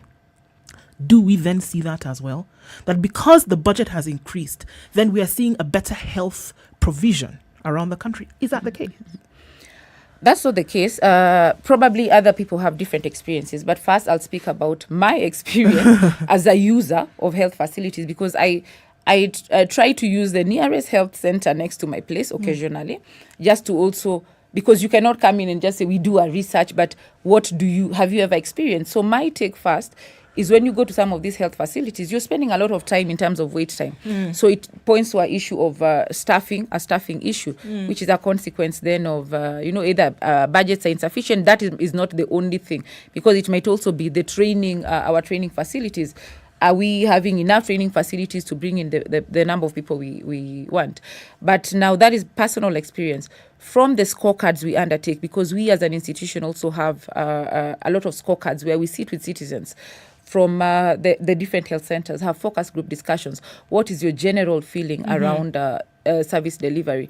So it's a bit mixed. So some counties, because remember now it's a devolved, so, and we are more focused sometimes with the primary health care, because that is where also the health practitioners say there's the greatest impact and best use of money if you focus on primary health care. Right. So that depends on also how the counties have prioritized. I'm sure the feeling from, say, Makueni, Kisumu, even Nairobi. Turkana, Nairobi will be very different. So I would say that citizens need to be the ones who really answer, and that's why we as an institution take a lot of our time to build the capacity of citizens to then say, you are funding this system. Are you getting drugs? So when you go to your county facility and there's no medicine, are you just moving directly to go and buy it from a chemist, or are you asking, why am I paying this tax and I am not getting this service? But one voice obviously is very difficult. Sure. So that's why if citizens can mobilize and come together from the ward level and you start calling out your duty bearers, why are we not getting medicine in this facility? I give a case of Nairobi, which for some time had was it a debt with KEMSA, so to speak? So there was no medicine that was being brought to the facilities. So why would media be the ones first to highlight this, as opposed to the citizens themselves saying, today, maybe for 1 or 2 hours, we are sitting down to have a conversation with our leaders to understand, if I'm paying the parking fee, if I'm a local trader and I'm paying the fees I'm supposed to pay, why is the debt not being paid? At the same time, you're looking from the control of budget reports on huge amounts being spent on travel and issues like that. We're coming around to 7:30. We're going to take a break and take a look at weather and traffic. But I think here, maybe the question is, then if we're saying building the capacity for citizens to then raise their voices and complain, How exactly should that be done? Am I supposed to be waving placards in the middle of the street? Am I supposed to go to my local MCA? Am I supposed to bring it to Parliament? Do I petition? Do I look for Wanjiru? What do I do? And I think that's a pertinent question. We'll come back and answer some of those as we continue with the conversation. You tuned into SpiceFM, the Situation Room, Kenya's biggest conversation. It's 7:30.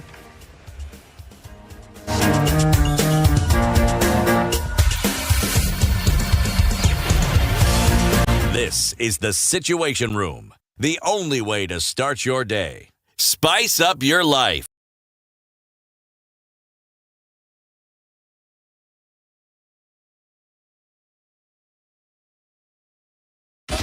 "24/7 around the world, non-stop. This is Spice FM. Bro, na si watu wamejenga manyumba hii area. Kwanza angalia ile. Are you seeing that roof? That color? Sio ni nyumba mpya? That's not a new house, bro. That's a Covermax roof. Covermax? Covermax. It's more than just a roof. It's color that lasts. Ukiweka, umeweka. So whose new house is that anyway? Really nice. Niangu. How's that possible? Good choice from me. Covermax didn't let me down. It's good to have a long-lasting roof when you have a family, you know? Covermax roofing sheets with advanced color coating technology. A quality product from Mabati Rolling Mills. They say the world can never run dry of talent. We just need to celebrate them. Join Jamal and the lovely Laura as they give us a brilliant showcase Mostly of cloudy conditions in 254's Nairobi this finest morning at talent. 17, highs of 25 and lows of 15 today. In Nakuru, cloudy at 16, highs of 25 and lows of 14. Cloudy conditions at 15 in Nyeri, highs of 23 and lows of 13. Eldoret is partly sunny at 15, highs of 24 and lows of 13. In Mombasa now, clear skies disappeared into rain showers at 27, highs of 32 and lows of 26. Malindi is partly sunny at 28, highs of 32 and lows of 26. And we're looking at mostly cloudy conditions at 21. In Kisumu, highs of 27 and lows of 18. Kakamega is mostly cloudy at 20, highs of 26 and lows of 15. Kampala raining this morning at 18, highs of 25, and we're looking at sunny conditions at 27. In Dar es Salaam, highs of 33 and lows of 25.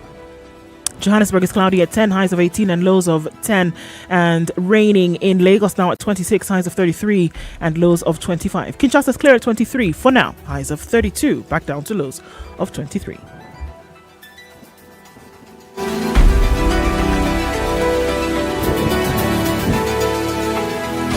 "24/7 around the world, non-stop. This is Spice FM. Follow your dreams to the land of the rising sun with a host of academic opportunities to pursue your undergraduate and postgraduate studies in Japan's leading universities. Visit www.studyinjapan-africa.com to find out how you can enroll to the program. Don Roman will lead a happy life with his small family until tragedy strikes, which will lead him to look for true love from 4 other women and sires 5 sons from all the different women. Although they come from different worlds, they are bound together by the same blood. Find out how their lives will become intertwined when they start learning the truth behind their identities. To catch how things unfold in this intriguing show, watch Los Bastardos on Monday to Friday at 6 p.m. on KTN Home.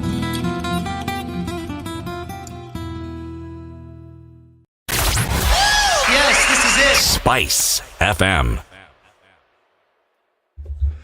It still continues on these Nairobi streets this morning. Let's take a quick look at what's happening outside of the city, going out west towards Naivasha, out then towards Nakuru. A slow build up right there, but we're not seeing too much of an issue. Then past Limuru, it's picking up some traffic, but then you get out onto the highway and you're all right. Going further west out into Kisumu, we're hearing from Kisumu traffic that traffic in most parts of the city just building up today, but again, not too bad. Let's move back out east into Mombasa, coming into Mombasa town. Just past the bridge, not much of an issue there as well. A little bit of a clog up as you get into town, but it looks like folks in Mombasa this morning will be all right. Okay, let's come back into Nairobi, where things definitely looking a lot different. The southern bypass not looking too bad, but then we're looking at the eastern bypass building up just past North Airport Road, out into that Bakassi area. We're looking at Langata Road, also built up quite some as well. The whole industrial area circuit traffic also, and Jogo Road joining into that. The thickest superhighways where we're seeing the most traffic this morning, as well as Kiambu Road, looking onto Limuru Road as well. A mess getting into the city. Going out to Westland, you can use the Red Hill Link Road. The link roads, the bypasses, they are your friends this morning. Hold their hands. They'll take you where you want to go in less time, longer route, but you won't be stuck in bumper-to-bumper traffic. Use that. Are you ready? Okay. Spice FM. Mature, intelligent talk every morning. Spice up yourself.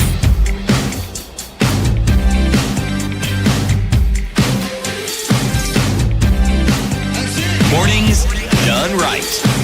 94.4 Spice FM. 8 o'clock. Nairobi. You're tuned to Kenya's biggest conversation. We're in the room this morning with Siti Muga, Wanjiru Gikonyo, Okoh, and Irene Otieno, who's the national coordinator of the National Taxpayers Association. And we're looking at the impact of debt on the health sector in the country. It's asking the question now and you're saying, if we are seeing that these things are not working, in as much as the health budget has increased, you go to a health facility, you don't get the services that you would want. And we're saying citizens then must speak up. But the question is, you're competing with issues here. When you're looking for a service, you're looking to treat yourself at that time, treat your child, take your child to hospital, get medical attention. You're not necessarily thinking, well, then I must rise up and, join with others and let's do something about this. So how do you deal with the situation in which you are in, that you need medicine today? When you're told that KEMSA has a debt and that's the reason why they've not been able to supply to the counties, that's not your thinking at that point. You're thinking, I need medicine today. True. So where do you cross over from the personal issue and graduate to a lobbying issue then where citizens must rise up? How do you draw the line or cross the line? That's something I think most citizens grapple with. First, when you're unwell and visiting a facility, you do not want to antagonize the system. Of course, you're thinking, I have a baby, and you know that you are there complaining that you do not have medicine.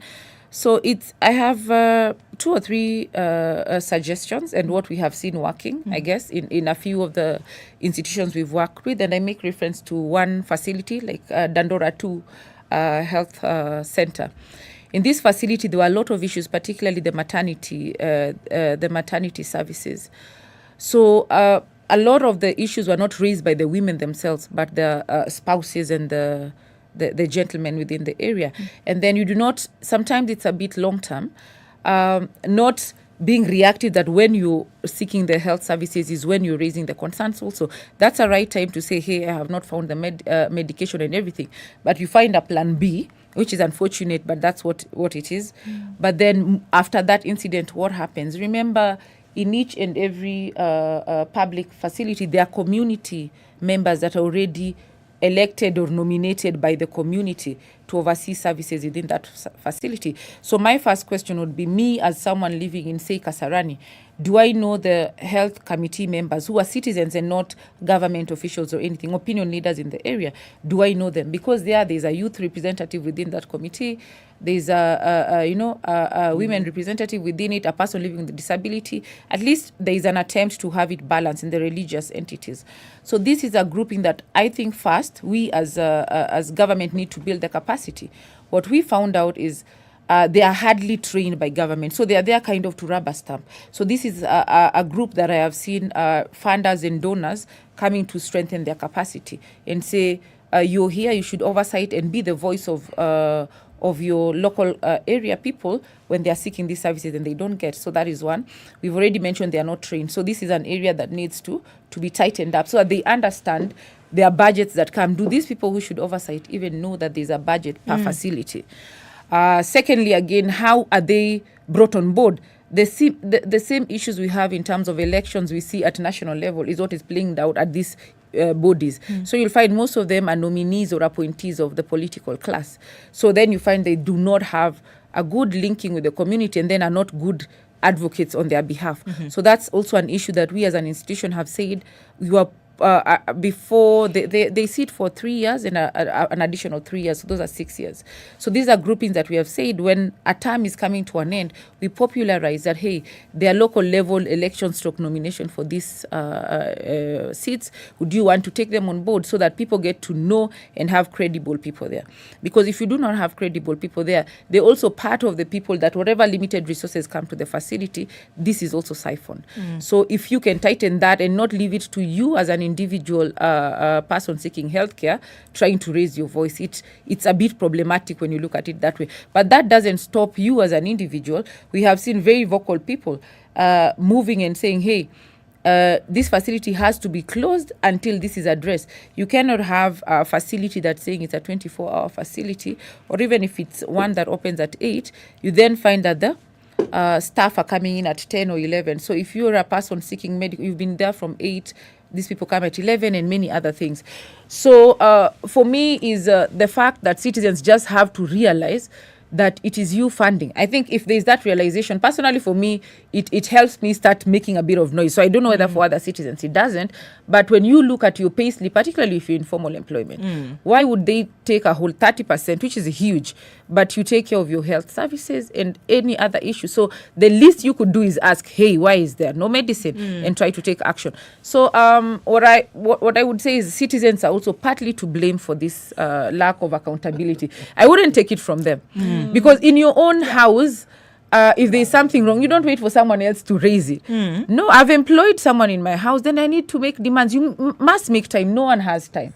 So I need to give, I think I just like giving that example of myself. I was seriously going to work. So say, let me drop the baby at the health center. Then I know I'll make time to go to work. I know it would be an hour, I should be done.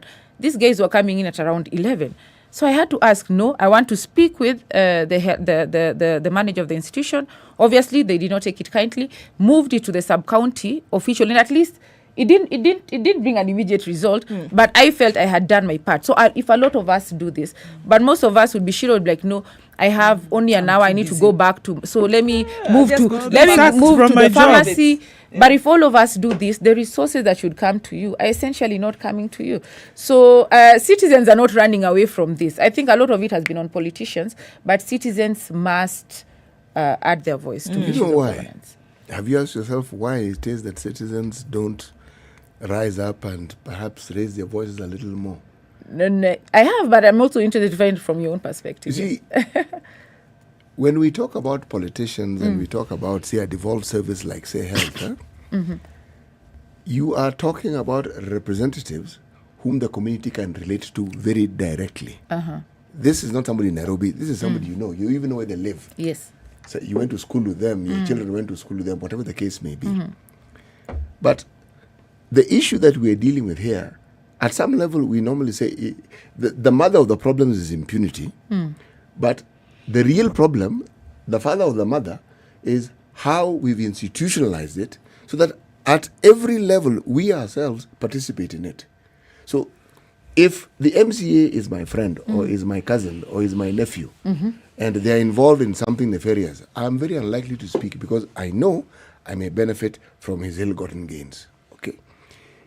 When you go to a public health facility, if next door to it there is a private health facility, people trained in the same institutions, offering the same service, why do you think in the private institution you likely find people doing what they're supposed to do at the time they're supposed to do?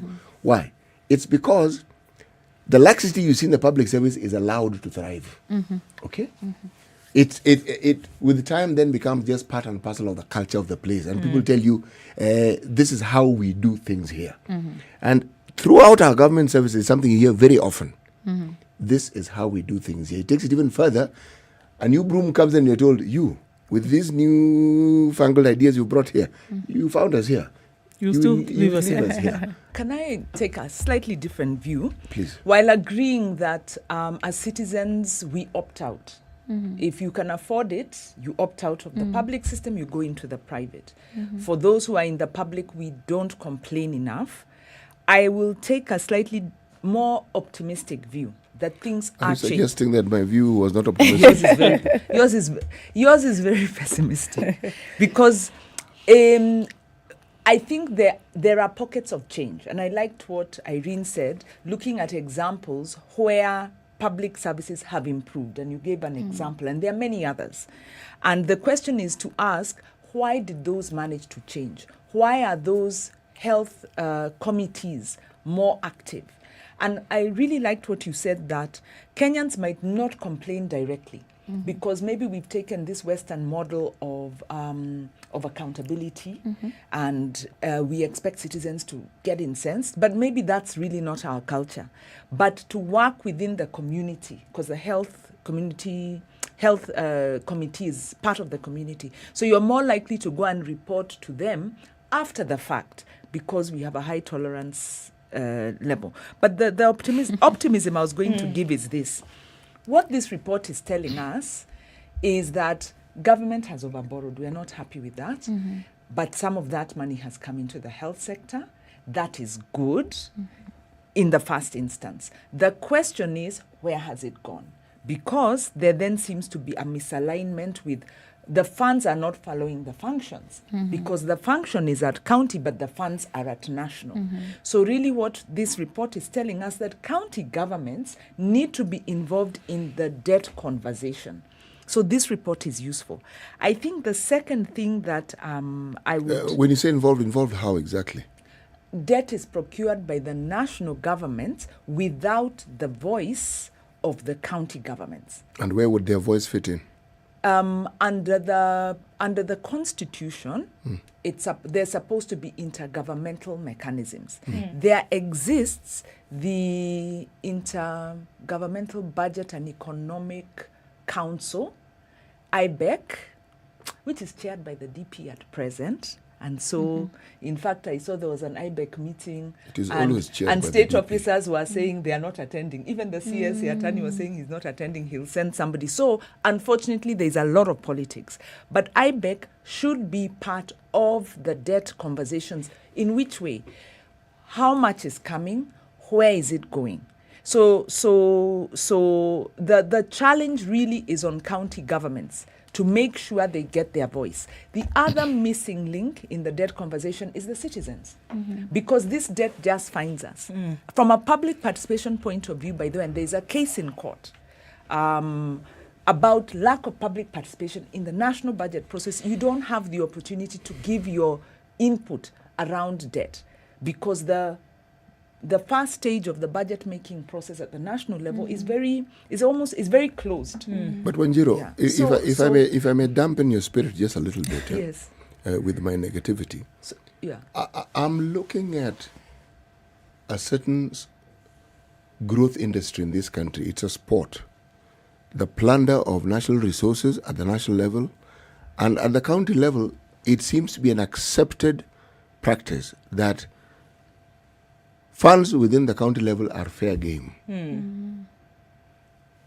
I mean, I wouldn't know where to start when I look at the issues that the Ethics and Anti-Corruption Commission bring up, the Auditor General bring up. There are so many. Agreed. So that the entire conversation about financing, budgeting debts within our institutions, they all revolve around an understanding, it appears, with the people who work there, that this thing is fair game and it's open for plunder. I totally agree with you. So that every other discussion you have in between here is just an academic exercise, where we have. So as not to be a complete wet blanket. Right. Okay. And I'm with you there, by the way. Yes. The bottom line is, where is the money going and who is it benefiting? Because Irene also told us the problem is revenue is not increasing.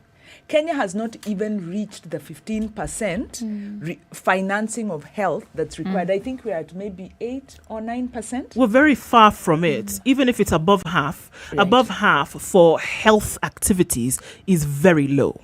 So it's increasing, but who is benefiting? Where is the money going? Because we know there is medical equipment scandal. Which are the health scandal? Let me give you a live example of what we're discussing so that you understand that even as we talk about the private sector, I worked in the HIV care and treatment space for a long time, a decade and a half and beyond. Okay. Now, you found two models of partnerships. Those who are what you call standalone, they get funding to provide care and treatment, preventative, the whole spectrum of it. But they have their own shop somewhere, they have their own offices somewhere. It's called standalone. Then there are those who integrated their services within the existing government structures. So if they were putting up a comprehensive care center, it was within the structure of government. Whatever they were doing was within the structure of government. If they were providing services, again, it wasn't standalone. It was within existing government health facilities. Now, what this meant was that whatever funding they were getting would directly be infused into the health system that the government already had. Okay? Now, one easily saw the direct results in terms of the lasting effects of it. Meaning, funding always comes to an end. So when funding came to an end, it was very easy to determine who of these groups was going to have had a more lasting effect on the other. Okay? Now, then came the problem of dependency. PEPFAR provided a great deal of help. Now, the thing about PEPFAR funding was that it wasn't care and treatment meant every opportunistic disease known to man and unknown would be catered for. So within the public sector, what this meant was diseases had care taken care of, meaning that support was completely comprehensive. So you could find a health facility functioning extremely well. If you have a cough, the medicine will be there. If you have an itch, the medicine for the itch will be there, meaning it was catered for. We had it to the point where even blood services and everything around it was donor funded. Now, why do I talk about dependency? Funding, and those who fund you tell you in advance. You know, on this date, we're going to reduce it. They tell you, there's no surprise about it. And yet we found, for instance, blood donor service in this country coming to a halt simply because people are dependent. Thinking went out of the window and they were waiting for somebody else to come and do it for them. Precisely. Okay, so can we answer the question about which people these are and then how then moving forward? I want to take a quick break, 2 minutes, and then come back and we continue with this conversation.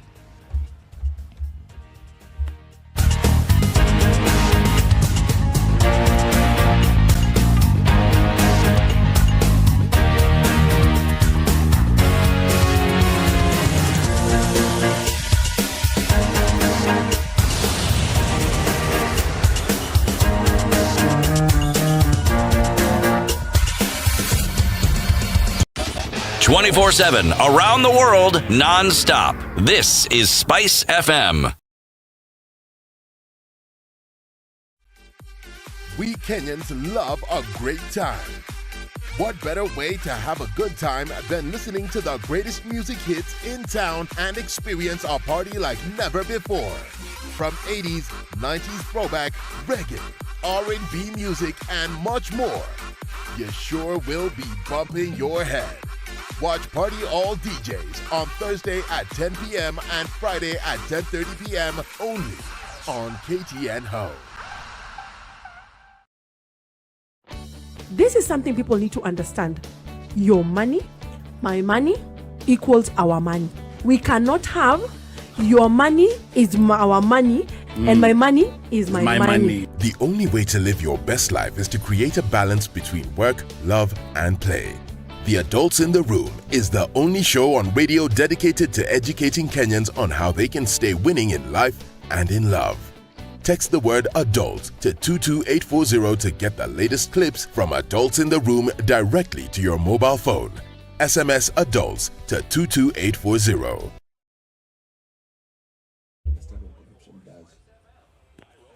At 7 minutes to 8 o'clock, continuing this conversation. So, Siti, that thing, where, who?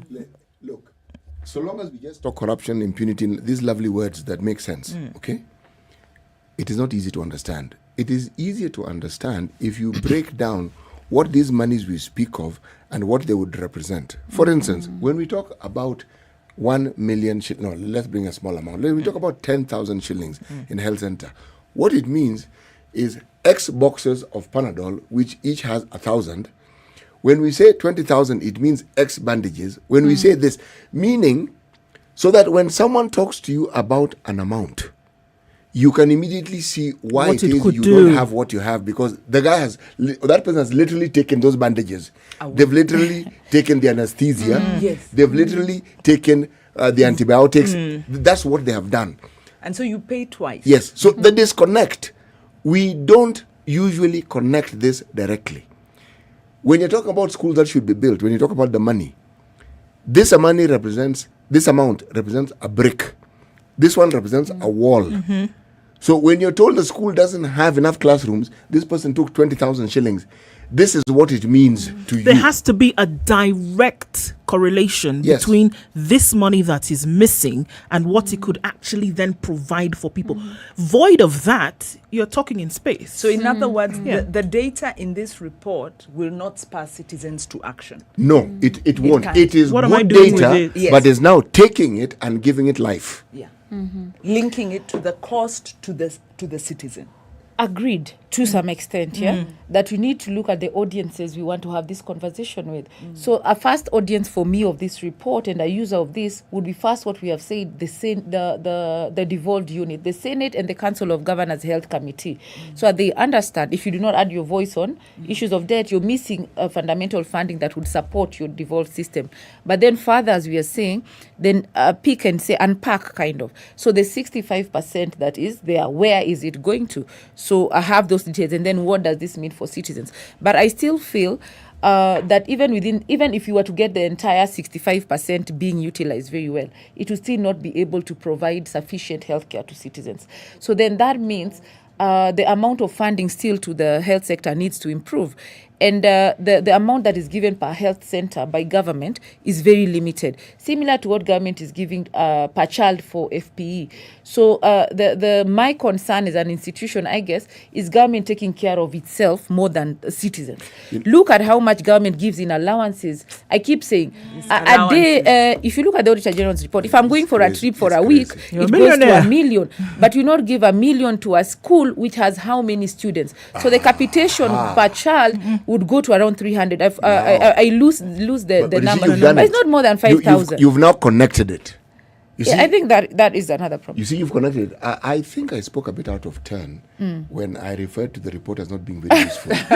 No, I take back my words. Yes. All of it. The report is extremely useful. You know why? It provides the ammunition with which you can now go into the details and get granular on what you're saying, because you provided whatever the structure that is required to launch this thing. I've taken back those words. That is fine, but we still need to apologize further than that.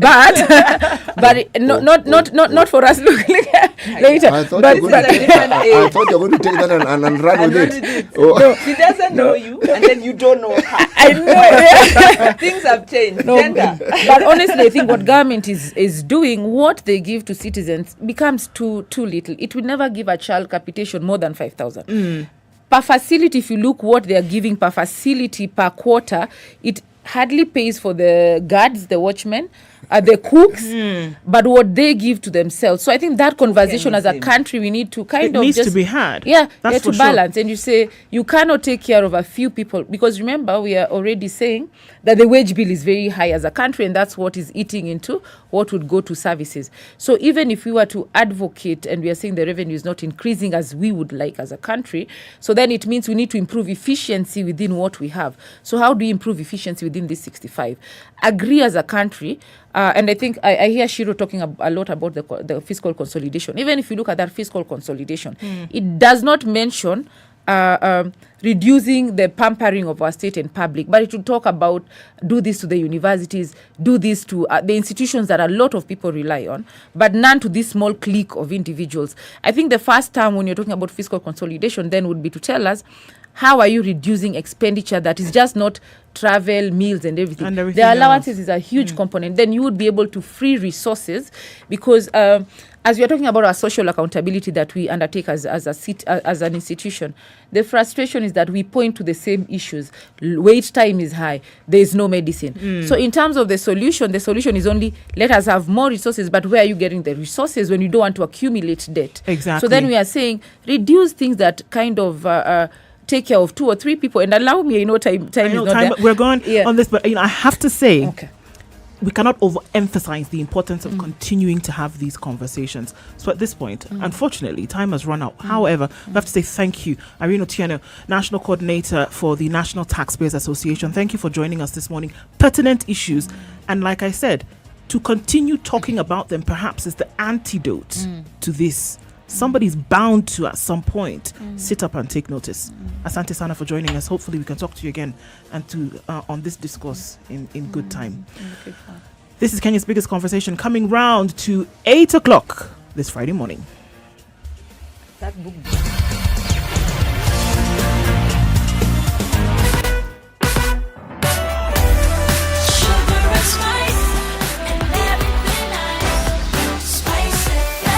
Spice up your life. The latest news from around the world. 94.4 Spice FM.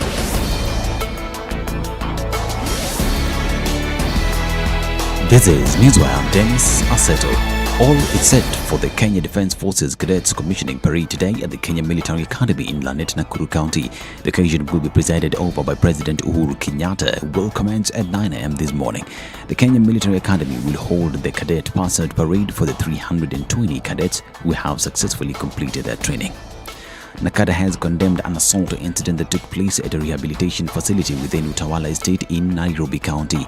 In a statement, the authority disclosed it had dispatched a multi-agency team to probe the alleged attack on a client receiving treatment at the facility. This is after photos of a man identified as Gilbert Gikonyo showed marks of assault inflicted on him was circulated online.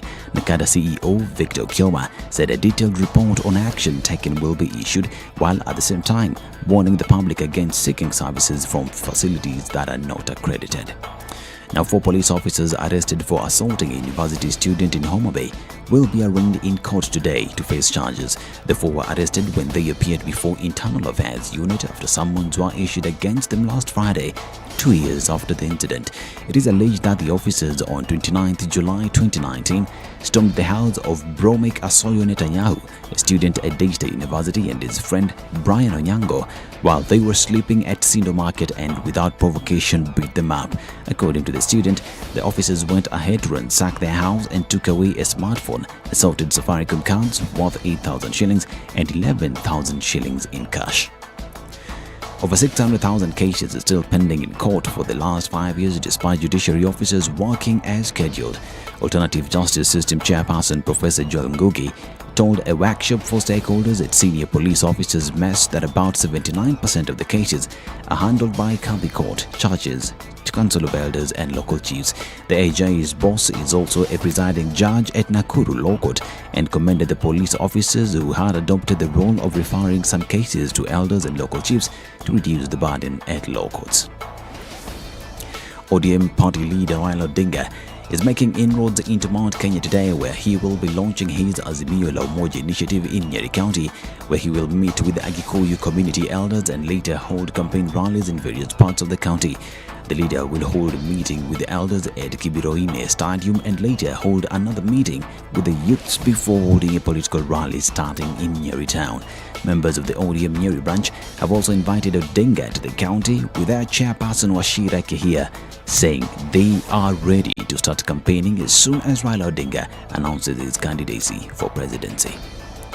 Now, hundreds of Sudanese took to the streets of Khartoum and other cities, keeping up the pressure on military leaders after they struck a deal to bring back a civilian prime minister deposed in a coup 1 month ago. Prominent political parties and Sudan Powerful Protest Movement have opposed Prime Minister Abdallah Hamdok's decision to sign the accord with the military, with some calling it a betrayal or saying it provides political cover for the takeover. Protesters also closed the main road in Saha, neighborhood of the capital. An Egyptian court has sentenced to death by hanging 22 militants for 54 attacks, including the attempted assassination of a former interior minister. The men were found guilty of committing 54 terrorist operations across Egypt, including the murder of a senior police officer, as well as trying to kill former interior minister Mohammed Ibrahim. Executions in Egypt for civilians are carried out by hanging. Those sentenced to death include a former police officer, and the verdicts cannot be appealed.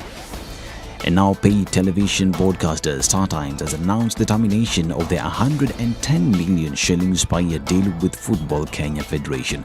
The 7-year commercial rights partnership signed in November 2020 has only been in place for 1 year. In a statement, StarTimes listed reasons that forced the cancellation as it accused the disbanded FKF of poorly executing their agreement. This is Newswire. I'm Dennis Aseto.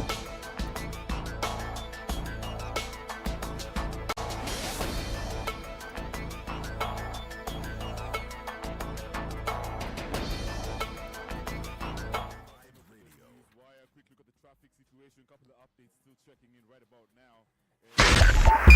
102.5 Spice FM, Kisumu.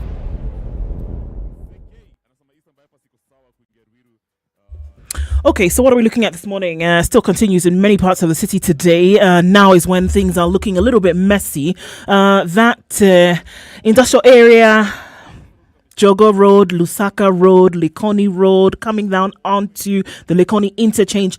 Your escape route is going to be the southern bypass. Use that. If you've come from that direction and you try to avoid Jogo Road going to the city, use the southern bypass to, unfortunately, go the longer way and then get into the city that way.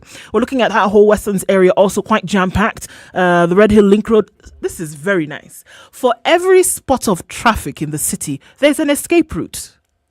Except, of course, for Bagathi Way, which has just been behaving badly the whole week. Bagathi Way, which was your escape route, then coming off Langata Road or then coming off of Mombasa Road, that is jam-packed, is not moving at all. So that's the only place where this formula is not working. Apart from that, everything else looks honky-dory. You'll be able to get onto Haile Selassie Avenue, coming off Kamkunji, coming off Landis Road. Haile Selassie is not too bad this morning, not taking too much of a hit. But we're going to keep an eye on things as they progress this morning, not looking too terrible. Talk to us, though. I've got to remind you, SpiceFM KE on Twitter, text 40127. Where is it looking messy in the neck of the woods?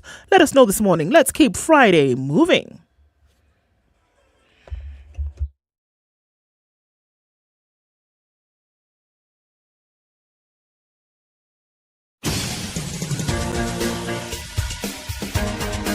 This is the Situation Room, the home of hard-hitting political commentary and penetrating insights about the state of the nation. This is a talk radio experience like no other. The Situation Room, a place for hard truths, debates, and elevated conversations. The Situation Room, witty, political, engaging, deep, controversial. In the room, we have C.T. Muga, researcher, academic, seasoned political observer, a fountain of wisdom in these politically uncertain times. Ndu Okoh, Nigerian by birth, Kenyan by choice, communications expert, Pan-Africanist, a truth seeker and believer in people power, and Eric Latiff, agent provocateur, the man in the chair, seasoned journalist, news hound, a man who believes in punching up, not down.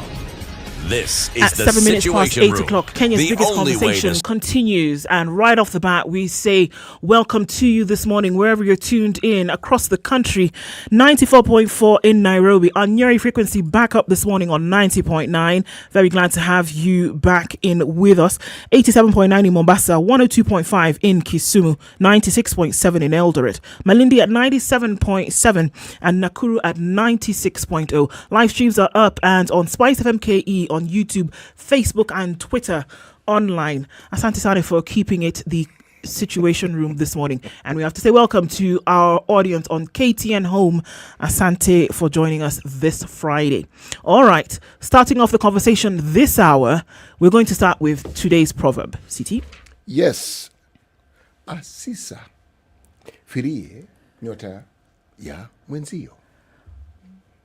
Do not sail using somebody else's star. Do not sail using somebody else's star. By 10 o'clock, I'll be saying it in Swahili. Nyota star. Mwenzio somebody else's. Etc. Etc. Etc. All right. Okay. So kicking off this conversation, we saw. We'll just jump right into it, and we're going to ask you to talk with us as well this morning, and we'll give you that number 0719 012 600. Get in touch with us today about this next conversation that we will be having. Many things were said yesterday, if we look at the political scene, and many invitations were made to individuals who previously had been seen as rivals, one place to the other. People have been inviting others.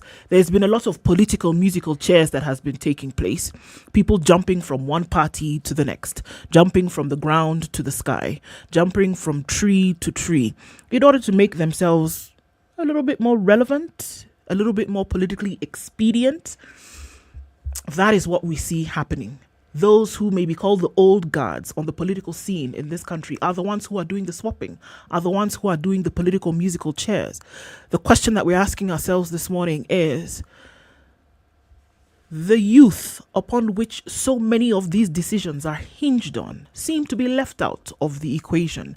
Where is the youth presence in these individuals who are being called on to take up positions of leadership and governance in this country?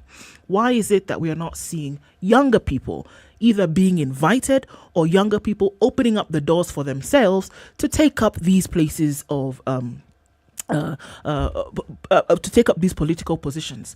Why is youth presence missing in today's politics in this country today? There's been the complaint that it's the old guys, that you could close your eyes and put your finger and you would just be able to guess who it was or who the individual would be who would take up the mantle for whichever political party. But one thing you could be sure of is that it would not be a younger person. And the question is, why then? Two sides can be played here. That they're not being invited because their importance is not really seen or recognized beyond what they can contribute in terms of a vote, or young people with aspirations for political positions, leadership positions, government positions, are not making their voice as loudly heard as they should, are not taking up the mantle, are not taking up the position, money or not, position or not, be known or unknown. Why are we not hearing the voices? And it's an issue that has its rumblings in certain areas, in certain sectors. But the question that we're asking today, why is the youth vote not being heard? Why is the youth voice not being heard if it's the answer to so many of the issues that are being presented politically today? You know, the question is, why is the youth vote not being seen as a representative in the youth leadership? Because given the numbers, you would assume that all the clamor that we keep hearing regarding youth not participating, youth not being allowed to do what exactly? Are they not allowed to vote? Are they not allowed to actually make a stand? Then the question will be, oh, but they don't have money. Really? Who decides that you must have money in order to be a politician? Is it possible for you to be a politician and not have the sort of money that people are talking about? I would venture to say this. When you talk about the progress of the youth, there's somewhere along the line where the narrative went a little left. Why are they not being given positions? Why are they not being offered position? In which political sphere do you find things being offered to you? Unless it's being offered for a very specific purpose and for a reason which you are poised to benefit from. You need to be a certain type of person for people to understand that you perhaps need to be nominated. If you're talking about political setups where parties actually determine who does what, and they also finance it. Different setup. Our political situation is you finance yourself to a large degree. Political parties may come in, but you finance yourself. So you tell me, if we acknowledge that the vast majority of our population is young, and we do hear rumblings here and there of young people wanting to actually be in the political space. At the level of MCAs, we see many young people. Yes. Yeah. It's predominantly young. So who do you think voted for them? In fact, I almost disagree with the proposition you're putting, even the question you're framing, because like Citi says, we have a lot of youth representation in political leadership. At the lower levels. I think the only place you don't have it is at the presidential. And I think we need to move away, from the fixation with presidency as the only leadership position. Because it costs us. Every time, like we read earlier today, UDA, DP Ruto is asking people to go six suit. Six piece. We must resist that. Because this power, because power has shifted, and your MCA needs to work for you, not work for their party. So I think when we frame the conversation in a way that makes it seem as though the presidency is the be all and end all of our political engagement, we are doing a big disservice to ourselves. How do you separate? Because we can be saying that it's doing a big disservice, but look at the way in which the conversations are happening today. Everybody aligning themselves to eventually the person that they hope will be president because of what that individual then would be able to do for them in terms of their political expediency tomorrow. The truth of the matter is that right now, you see all this scrambling that you're seeing back and forth. It doesn't matter. Young, old, man, woman, child, it doesn't matter. Everybody is scrambling to be in the periphery of this individual who is going to be kingpin, because that is the focus. Whether we like it or not, as far removed from a place where we would prefer the conversation be, the truth of the matter is that that position takes a lot of the attention today. The question that perhaps we then should be asking is, how do you then shift the attention from that one position to all these other positions that are extremely important? MCA, women representative, member of parliament. How do you shift it? Yesterday, what did an MP tell us? That we all here working for ourselves, for the people supposedly, but we are in the pockets of the executive. We are captured by the executive. So let's go back to the question. By action, by belief, by the real situation on the ground, the truth of the matter is that one position seems to wield power over everything that we are looking at today. So let's go back to the question we are asking today. And the point I'm making is that I think that question is faulty, or it's based on a faulty premise, by saying, why are we not hearing the youth voice in leadership today? And my contention is that we are even seeing the youth voice. And some of that youth voice has been co-opted even into the bad practices that the older generation have. Mm-hmm. There's a political youth caucus that sets an agenda for the youth caucus because there are enough youthful voices in parliament. I think we also have seen youthful leaders setting party political agenda. So to my mind, the question is not the absence of youth voice in political leadership. It might, or presence in political leadership, it might be, is their agenda coming through? But I don't think we should judge the existence of youth voice based on the presidency. There are 6 levels that's true. of political representation. So, but Wanjiru, the reason why the presidency is of such great importance, even with our new constitution and with the dispensation that we have, the mindset of yesteryears when we had a single party presidency hasn't quite left us. People still hanker for an all-powerful presidency, despite the fact. And if you look at the current presidency that we have, one of the things that, if you'll notice, together with our parliament, is how they watered down the constitution as it originally was to actually reduce certain powers and to increase certain powers. If you look at Chapter 6, for instance, right now it's a toothless document. The very essence of that document, which was supposed to censure and bring to account the things that we keep discussing about public behavior and conduct and morality, that thing can't swat a fly. Yeah, it can't swat a fly, but I think your statement, you put 2 positions here. You've talked about the dispensation. Yes. The constitutional dispensation. Yes. Okay. You've also talked about the culture. Yes. And Wanjiru, just before you go to that, just really briefly, we're going to take a break on KTN Home as KTN Home goes to cover the JKUAT graduation that's going on right now. The conversations continue on SpiceFM KE online as well, so you can continue this conversation with us. Asante Sana. So we have a new dispensation. We have a culture that's lagging behind. So our conversations, I think, need to focus on culture. And ask, and we need to be proactive in shaping the culture, because we can follow the dominant culture or we can be proactive in shaping the culture. And I put it to you that the youth have a greater voice in the political discourse than ever before. And the question is, how effectively are they using that voice? How effectively are they using that voice? I'm asking. Yeah, that's a question I'm also asking. See, that's the thing. They are using it effectively. Mm-hmm. But you see, I would ask a different question altogether. Have the youth aligned their voices to issues that concern them as a group, or have they aligned their voices to those who are older than them? And following in line with what they have been doing for the longest time. Now, you see what happens. You see what happens in that case. If you're aligning yourself to the voices that have been speaking for the last 50 years, then your voice as something new or something novel is not being heard. So are the youth aligning their voice with the needs of the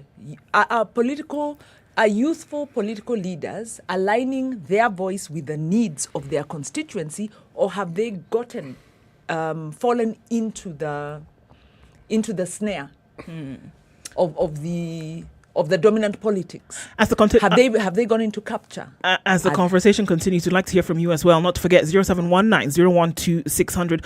We'll take your views and comments as well.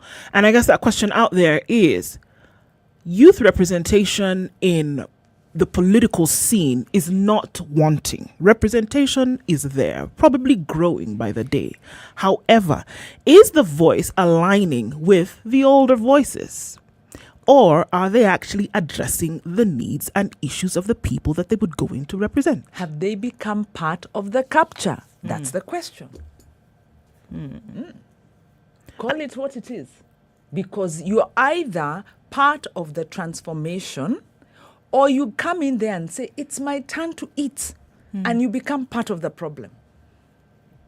So then the mantle is, if they can't be seen, then that would be the assumption. If they can't be heard singing a different song, because I would say very clearly that if you can't come out saying something or acting differently from what has been the norm, then you're not represented. I was listening to the KEMSA expose that was dropped by, detailing the names in that scandal, and that the names that were mentioned had no lack of youth, even youth in political leadership, people whose companies. Politicians whose companies took COVID contracts, more than one, at overinflated prices. Now, it didn't go. These are the ones that are cited as the entrepreneurs that actually didn't deliver. So I put it to you: our system is a system of self-interest. And we still have to deal with how do we get rid of this self-interest. And my contention is our only solution is to hold those who have eaten accountable today, not to say let us increase the number of youth. I think we need more youth, we need more women, but we must also hold them accountable. Otherwise, we'll be in this circle forever. So how then do you, this, even as we're looking at, it sounds really nice to say, Wanjiru, it sounds nice to say we must hold them accountable. And I think this continues to be the thing. How then do we hold people accountable? How then does the voice of somebody who comes up today and says, I want you to give me an opportunity to be in a position of leadership. I want you to give me your vote. How then do you hold that person accountable? Where you have a system into which they're going into, whereby things are already upside down. When we utter certain words, there's often this belief that there's a universality in the understanding of the word. If you talk about holding people accountable, you're assuming that people understand accountability, so that when we talk about accountability, it's understood to be the same thing. It isn't. How do you hold people accountable when you yourself do not accept accountability on your own behalf? How? How is that person somebody who doesn't practice accountability or avoids it or does everything within their means to ensure that they move as far away as possible from accountability? How do you expect them to be able to hold somebody accountable? Tell me. I will repeat the words of that were the premise that informed the ICC prosecutions of, at that point, Uhuru Kenyatta, William Ruto, and the journalist, Sang. Yes. Sang. Where they said those with the greatest responsibility, those with the greatest power bear the highest responsibility. So when we say we have entrenched corruption and that everybody is corrupt, we are masking a reality that I, who hold a public position, by dint of my designation, have access to the instruments of power, to opportunities. And if I abuse those, I'm not the same as Mama Mboga, who pays a council officer 50 shillings so that her wares are not confiscated. So the point I'm making to you is we need to hold those in political power who abuse it to account, and we need to do so now and stop postponing that question because we've been postponing it. How do you hold them accountable? That's really the question I'm asking, because when you have the three arms of government, it was for that specific purpose, so that no one does something a little untoward without certain breaks being applied to that process. Okay? Now, you have argued this particular case on many occasions this show. When you have a parliament that, as you say, has been captured, accountability out of the window completely, gone, done. With all the power that parliament has, the power then gets subjugated to what? The executive. Then you have a judiciary. You can see how the judiciary is fought at every turn. But even in what you're saying, there are things that you're generalizing that are you're missing the accountability taking place. Actually, I'm not. I am actually stating the fact by doing so, because accountability as a concept is interesting to discuss. Accountability as a practice to actually be put in reality. Now that it happens. Can I tell you how? Parliament, they go, they sell themselves, they eat here, left, right, they are pocketed, blah, blah, blah. Transition rate of Kenya's parliament is like in excess of 80%. Even if it was 90, it still doesn't change anything. The point I'm making to you is Kenyans cannot stomach their political leaders' bad behavior, and they vote them out. Actually, so that is accountability in practice. Another accountability in practice. And Wanjiru, I'm not saying, I think we would need to have I think we would need to have a direct line. Hold on, because before you go to the next point, it's very important to hold you on that one. Because if you're saying that Kenyans are getting rid of leaders because of the fact that they cannot stomach their bad behavior, not necessarily so. We've seen many times whereby you're not necessarily voting somebody out, but you're voting another individual in. Same time, you could be voting another individual out just to bring in somebody else. It is not necessarily because of someone's bad behavior. The point is this. It's always nuanced, and here we are talking top-line generalities. Transition rates in Kenya are extremely high, higher than in other jurisdictions. And there are many reasons for that. It could be, but the one reason I will go and vote somebody out is because, one, I didn't feel them. They didn't represent my interests. Because if I felt my political leader, when I go back, I'll say, this person, healthcare nilipata, water nilipata. So, maji nilipata. So the point is, Kenyans vote out political leaders, and that in itself is an exercise of accountability. It means, therefore, that if there were more instruments available, citizens would exercise them. I was also going to say this. Because today I'm looking at what's working in this system of ours that is mostly not performing well. Yesterday we had Justice Kamau here. The judiciary is working, not perfect. Maybe they are performing at 50 or 60%, but it is working, and it is better than when we had under the Moi regime, when the judiciary was the last place anybody would go. So we have pockets of accountability that have come up under the new dispensation. The question is, what other levers can we add to add force to these to the accountability that's in place. You know, Wanjiru, what I'm actually telling you is something a little simpler. And that we actually love our corruption. You see, we pay lip service to accountability, for accountability. We pay lip service when we castigate what we think is wrong. When people are unhappy about a situation genuinely, you don't need to galvanize them. Believe me. They make that decision quickly. You will see what they will do. They will. You will actually realize these people are not happy about this. Let me ask you this question. When our cyber warriors went to war against the debt, the reason why the numbers were there, did someone say numbers must be... No. It's something people felt. This debt thing, people feel. There's uniformity there. They feel, no. These taxes, these debts. Nobody has to remind them. No, totally agree. You don't. And people went out and spoke, and they spoke, and they spoke. Now that one, there you go. If you say they are fed up, I would say, yes, we were fed up. I agree with you. Okay, and that's as we the agree, point I'm making, that Kenyans are pushing back. And the question is, we need to find a way to push back against political leadership. At 8:30, let's take a break and take a look at what's happening within the skies and on the roads. This is Kenya's biggest conversation. The phone lines will be open when we come back on 0719 012 600. It's Kenya's biggest conversation. Good morning.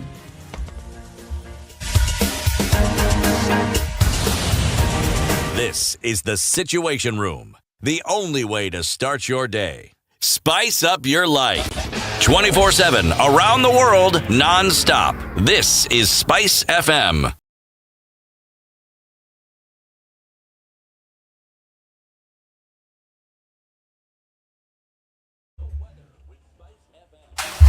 The weather with SpiceFM.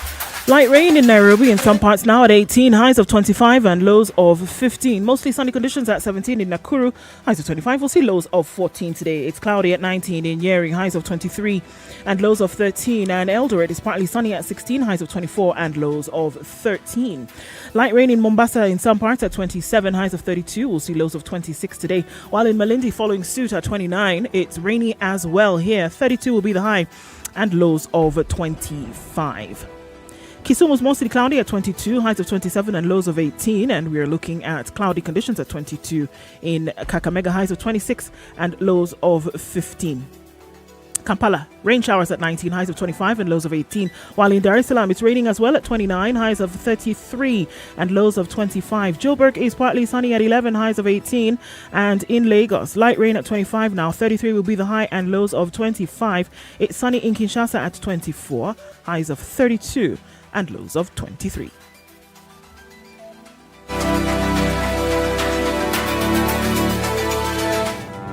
There are so many people peddling what is false, and that it bears remarkable resemblance to what is true. Politicians have their agenda, and their agenda is to use every opportunity to sell that agenda and to loot this nation. I have seen major strides that are done in this country when we talk to each other as against talking at each other. We start getting back into the tribal cocoons which were put to us by the colonial powers. You know, they gave us physical freedom but not mental freedom. We're still mentally colonized today into these cocoons of tribe. Now, if you live in an area where it's difficult to find a dog, he's a goat. I kid you not. In which part of this country is it difficult to find a dog? So that you resort. Afande hii umbo yako iko na pembe. Hii ni umba special. This is the Situation Room, the only way to start your day.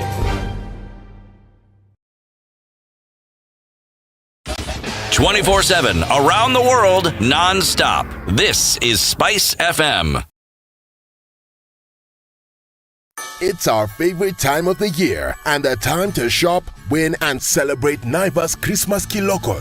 From the 5th of November to the 4th of January 2022, Naivas Supermarket is bringing back the magic of Christmas across all branches countrywide through exclusive sales promotions, instant cashbacks in the form of gift vouchers worth 2,000 Kenya shillings for 400 people daily, and 1,000 goats to be won over 12 days from the 1st of December to the 12th of December 2021. All you need to do is present your Naivas reward card at the till while paying for your shopping and stand a chance to win instantly at the till. And this week, courtesy of Christmas Kilokol, we are bringing you the biggest Black Friday deals yet. Enjoy up to 50% off on a wide range of selected items across all Naivas supermarkets. Wherever you are in the country, you can enjoy this offer at your local Naivas branch. Naivas Christmas Kilokol.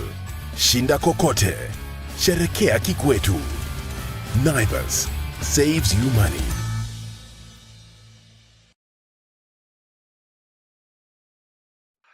Famous, the secrets we keep, live La Liga action.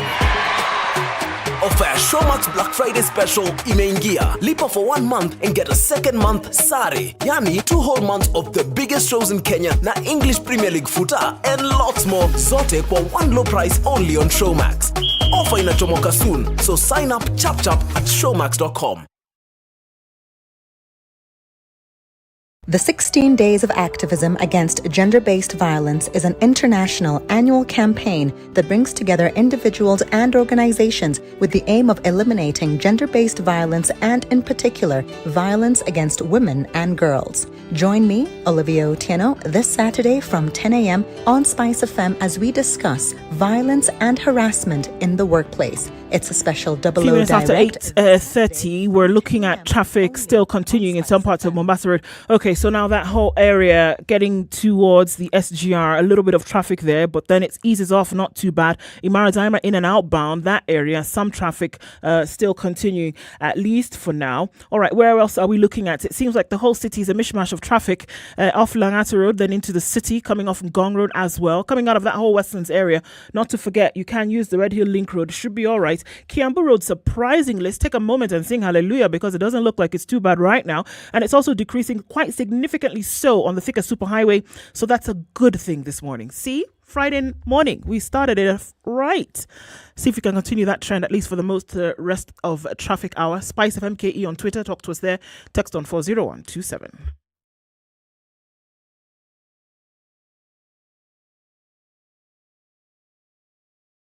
Are you ready? Okay. Spice FM. Mature, intelligent talk every morning. Spice up yourself.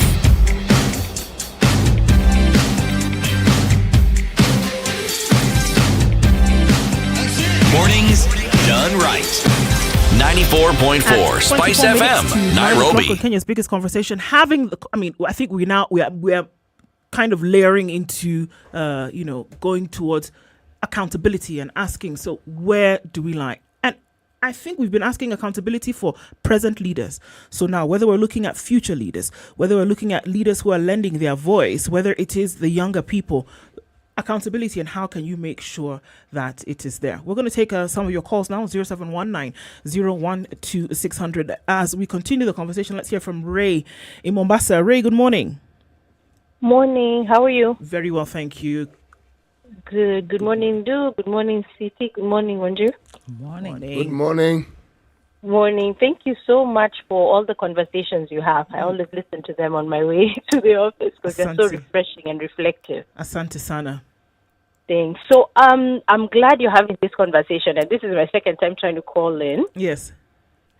Because it's such a hot topic and such a, I think for me, very sensitive topic, because when we look around at our political stratosphere, in as much as Wanjiru has pointed out, there are positions that are occupied by young people, we are not seeing them. Which brings me to the 2 points I wanted to bring up. Number one is the media. And in as much as you are part of the media, I have to challenge and encourage you to please, to highlight the young people in our community that are doing great things and that should be highlighted in terms of proposed leaders of the future. You see, when we open up our newspapers, when we're listening to the news, we're always hearing of what I'm going to call the original gangsters, the OGs. You know what I mean?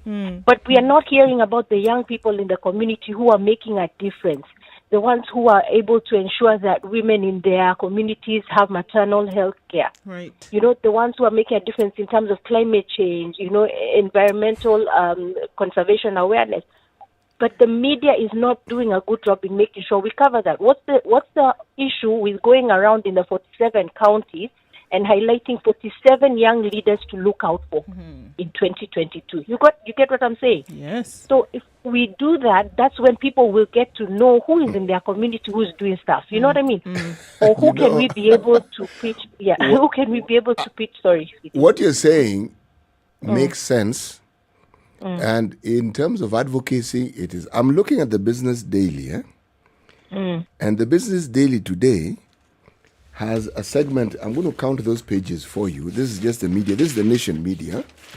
A1, 2, 3, 4, 5, 6, 7, 8, 9 pages. That's 18 pages if you call both sides. And what they are highlighting is top 40 women under 40. In the technocrat field, not Under in the 40. community field. Yes. Also. You see, I'm just going by the word youth and the terms that we use. I'm not saying that what you're saying is not true. What I also wanted to add is that it may surprise you, but the bulk of the people who work in the media are young. The vast majority. Now, you may argue that some of those young people may not be in position of leadership, but I would also argue that they actually are. Our position has been this. When you make the argument that you're making, and it is a good argument and it should be made, the question we should ask ourselves is that, do young people actually believe in themselves? Because even right now as we speak, just look at across any discipline, any sphere in this country, the majority of the people you find there are young, not old. So why is it then that the youth story is still not being told in the way Which goes to my next point. Yes. Which is that, so there's the ability to give them a platform to showcase what they're doing. So you hold their hands. Unfortunately, this field in politics always superseded by the older generation. People who have been in power before, so we're hearing the same narratives, it's a different monkey, same circus game. But for me, my basically what I would like to request is the OGs to be able to endorse young people. Right. What is so hard with us who are voters to say, Baba, we'd like you to endorse a young person. Then can we? What about MCA position? Because our sense is that at MCA position, you've got people coming up from the community level. You've got young people coming into those positions. You've got not enough women actually. Like in Nairobi County, women had to be nominated. But the point we are making is that even when they get into those positions, whether they are youthful or from the community, they go into looking at their stomachs. They pick the bad habits. Ray, let me hear some other people calling in this morning. So let's hear from Alex this morning. Thank you very much for your call, Ray. Alex from Naivasha, good morning. Yes, good morning. How are you? Okay, we've lost Alex. Maybe we can call back on that one. Hillary, good morning. Hillary from Nandi County, good morning. Good morning. Good morning. Yes, I'm Hillary. Yes, Hillary. I'm really impressed with what I'm hearing today. Because you are now opening a new chapter in the life of these youth who are in the rural areas, who don't know exactly what they need to do, what their position is, and what they have to do to climb to that position that they can at least be able to express themselves and be part of the political stand in this country. So, Hillary, are you saying that there are those who, even those who may have offered themselves up for these positions, or those who are currently in these positions, who maybe are not quite sure what to do or how to go about it? They don't. I want to tell you this, and I want you to be frank, because here in this, let me talk because I'm in these rural areas. We don't know unless we hear from you what you are discussing. for us to come up and say that today we will not be the same. We want to stand up. We want to have positions that will help us like youth. Because right now, our political relations have become more foreign dominated and distinct, more impersonal, indirect and anonymous. And I can tell you that they are more extensive also, operating over a wider area and number of different people. But you see, the big point of this thing is that the rulers and the ruled are no longer accepted and recognized elements of a common culture. I hear you on that. And I guess having these conversations then is important. Hillary, thanks for your call. Let's hear from Alex in Naivasha. Alex is back. Alex, good morning. Good morning too. Yes. Yes, say hi for PT Muga, my favorite, Wanjiru, and of course Nduko. Yes. Yes. Good morning. Why is he your favorite? In theory speaking, PT has the command of the language. He's my greatest inspiration. Okay. So, what's your contribution to this conversation this morning, Alex? Yeah, now, the responsibility of the youth, and of course, the challenge, the main challenge that I think is affecting the youth, and I am among them. Alex, are you on speaker? We can't hear you very well. Can you take your phone off speaker? Okay, what about now? Much better. Okay, all right. Now, I'm saying the challenge with the youth is that we don't get to tell our story. We wait for our story to be told by somebody else. And once they start telling our story, of course, somebody will want to sugarcoat it and make it appear more attractive in a way that they are trying to reap dividend from it. A good example is whereby you find the elected members of the representatives in various portfolios. They will come out and try to quote or to paint a picture of how they have really helped the youth, whereas when you go to the ground, there's nothing to be seen. Number two, I also think the youth are also to blame because sometimes we do enlarge on things which do not add any value to our lives and to our role in the society.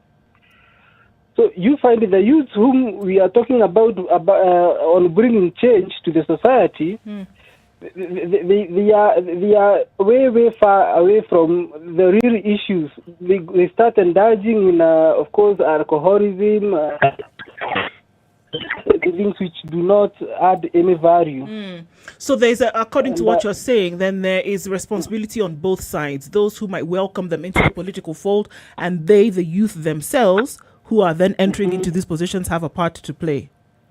They have a part to play because I think when you are building a house, you must be there in every single step that you are taking to make sure that by the time the house is complete, everything that you desired has been put in place. I hear you on that. Thank you very much for your call this morning, Alex. Let's hear from Ali in Mombasa. Ali, good morning. Ali, good morning. Ali, are you there? Good morning. All right, as we wait for Ali to come on, Jesse, good morning. Jesse calling from Nairobi this morning. Hello, Jesse. Yeah. Good morning. My contribution is this. I think we still have structural inequalities in the society that play a big factor in just affecting the whole youth involvement.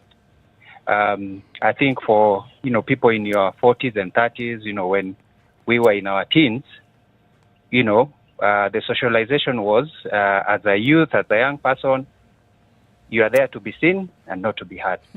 And that still remains the case. And instead of looking at more what the youth are lacking, I think we need to look more at our society, the structural challenges that are still there that really, doesn't give an equal playing field to many youth within our context, like in Kenya. Okay. Because you'll find in other contexts where at a very young age, so long as you're working hard, sort of the society is structured in such a way that, your potentials are nurtured, they are acknowledged. It doesn't matter your age, but like what you bring to the table is what matters. But within our context, that's not the case. I mean, for me, where I work over the years, I'm not in the youth category, but for a fact, when I was in the youth category, your age matters. How people listen to you, the seriousness of what you bring to the table is dependent on how old you are. And so that still remains. So I think before looking at what, the challenges, the symptoms of, some of the challenges youth are facing, let's look at what are the contributing factors. They are still there. They are yet to be addressed. Indeed. Right now, if you are a young person, you are starting a business, do you know how hard it is to get just the right certification just across the country, across the county? It's such a challenge it's that difficult. It requires so much, and that is yet to be addressed. Indeed. So when it comes to politics, I mean, the political parties are owned by people. And if you just show up, I have friends who've really tried even to run to nominations, and sometimes even they win nominations, but they don't get the actual certificate at the end of the day, because these are the factors that I'm talking about that are yet to be addressed. And that's what I think we need to really focus on, so that, we can enable youth to achieve their their potential. I haven't even mentioned about education. Indeed. There's the whole issues around CBC now. Yet, I think there are, certain fundamentals that are yet to be addressed. So that's my contribution for this morning. Jesse, thank you very much for that. Ali, Mombasa, good morning. Good morning, Do. Yes, how are you doing? Fine. I'm sorry for that previous call. You're here now, so that's what matters. Asante sana. Yeah.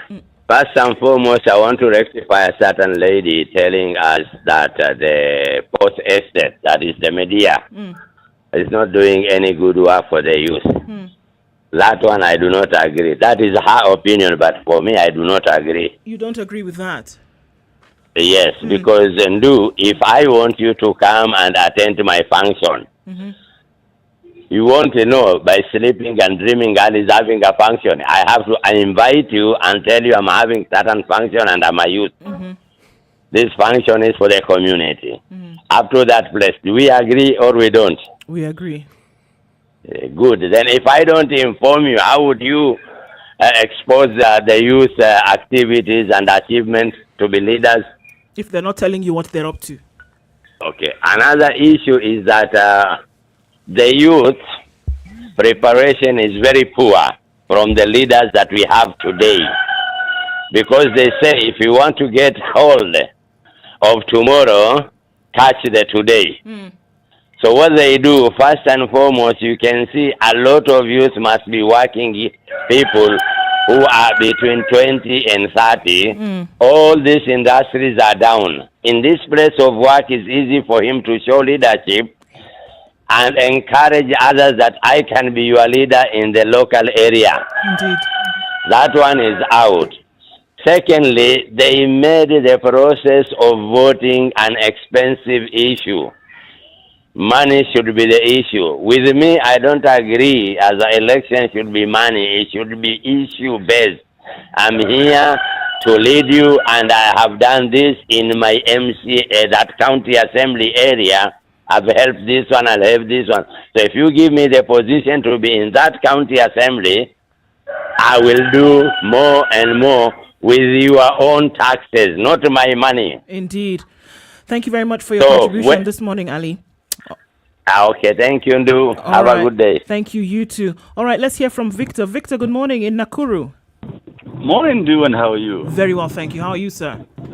I'm very well. I hope city is good as well. I'm very well, thank you. Today I have 2 points, and I love the discussion as always. Number one, we are groomed that the youth are the future leaders of this country. Yes. But there is never disconnect up to what point does the future start. So we grow knowing we are the future leaders. Today, there's a youth being told he's still a future leader. He's doing his 34th year. He does 35, he still remains the leader of tomorrow. Yes. So many are the youth who do not know when to get into politics, simply because they remain the future leaders until they're old enough to be told you're no longer youth. It's your turn now. Yes. Number two, not even that. They will never tell you it's your turn because, you start early. Leadership is very difficult to say you start at your old age because you don't have the energy, you don't have the push. Many things, there are young men coming up and, challenging your position. So if you don't do it at your right time, at some point you get tired and most likely you'll not get involved. Number two, our system does not mold these young men into becoming future leaders. Because everybody is trying to struggle, and most of the things that people discuss is how they will now become wealthy or they'll get something out of a political leadership position. So it does not necessarily become an issue of, providing the good leadership or the service to the people. It becomes a scheme to getting rich. So the few that manage to get in block those who might genuinely want to get in to do a difference, or to make a difference. Victor. So, yes. Victor, I'm Wanjiru. I'm also yes, okay. Sorry, I'm in the studio. And I'm also okay. And I'd like to add on to your thinking because I think we are I'm in your direction about leadership and the need to mold leadership. But I also urge you to consider that that political leadership is not just in elective positions. Because, when you talk about public participation, for instance, community level leadership we were talking today about community health committees. There is neighborhood level. There is chamas and other organizations.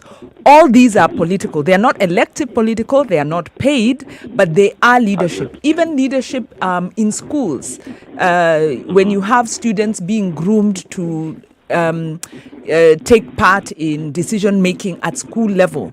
So I think maybe if we open up our minds and look at youth leadership as being an ongoing exercise that should take place in every facet of society, we will begin to groom real leadership and principle-based leadership. But the problem is that's not happening.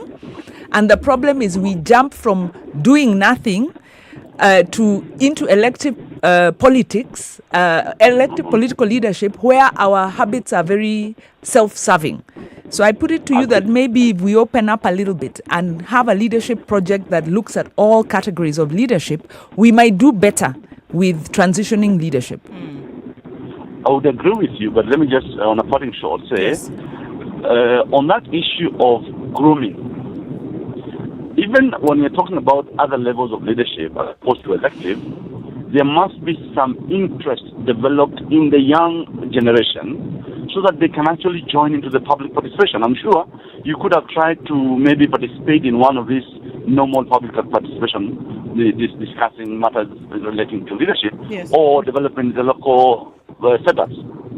You would agree with me that few are those young men who would participate in it, let alone understanding what is it all about. So we must start also generating that interest in people at their young age so that as they grow, they will realize that this is where leadership starts. As opposed to everybody believing it has to be under election. That's true. Very pertinent point. Thank you very much for your call this morning, Victor. Asante Sana. All right. Good day. All right. Interesting conversations. Interesting aspects that are being shared here. Is that, even when there is representation, the voices are not being heard. Even on invitation, that you realize that you're getting into a fold that is already there. And either you align with the fold or you get kicked out. There's a narrative that has acquired a life of its own. And that is how the youth are disadvantaged and how the youth don't get this and how this. And if you examine that narrative close, you'll find it's not entirely true. Not really. There was a study done by Well Told Story. I was trying to look for it, where they categorize youth as in different demographic groups. And they have different socioeconomic realities. So it could be true, but not across the board. No, it isn't. And also, remember, it's an interesting narrative. And you probably captured it well when you talked about the presidency being the focal point of the discussion around youth participation. Right. But the truth of the matter is this. The political process in this country can't function without the youth. In the absence of youth participation, all this energy you see, you think it's old people driving it. No, it isn't. It's useless. Coming round to 9 o'clock, Kenya's biggest conversation continues into the final hour in just a while.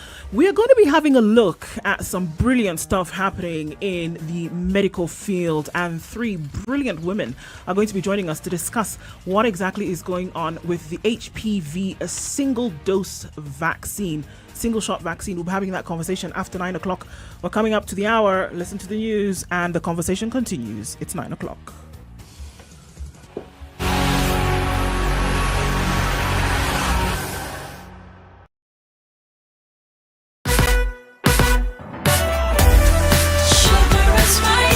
The latest news from around the world. 94.4 Spice FM.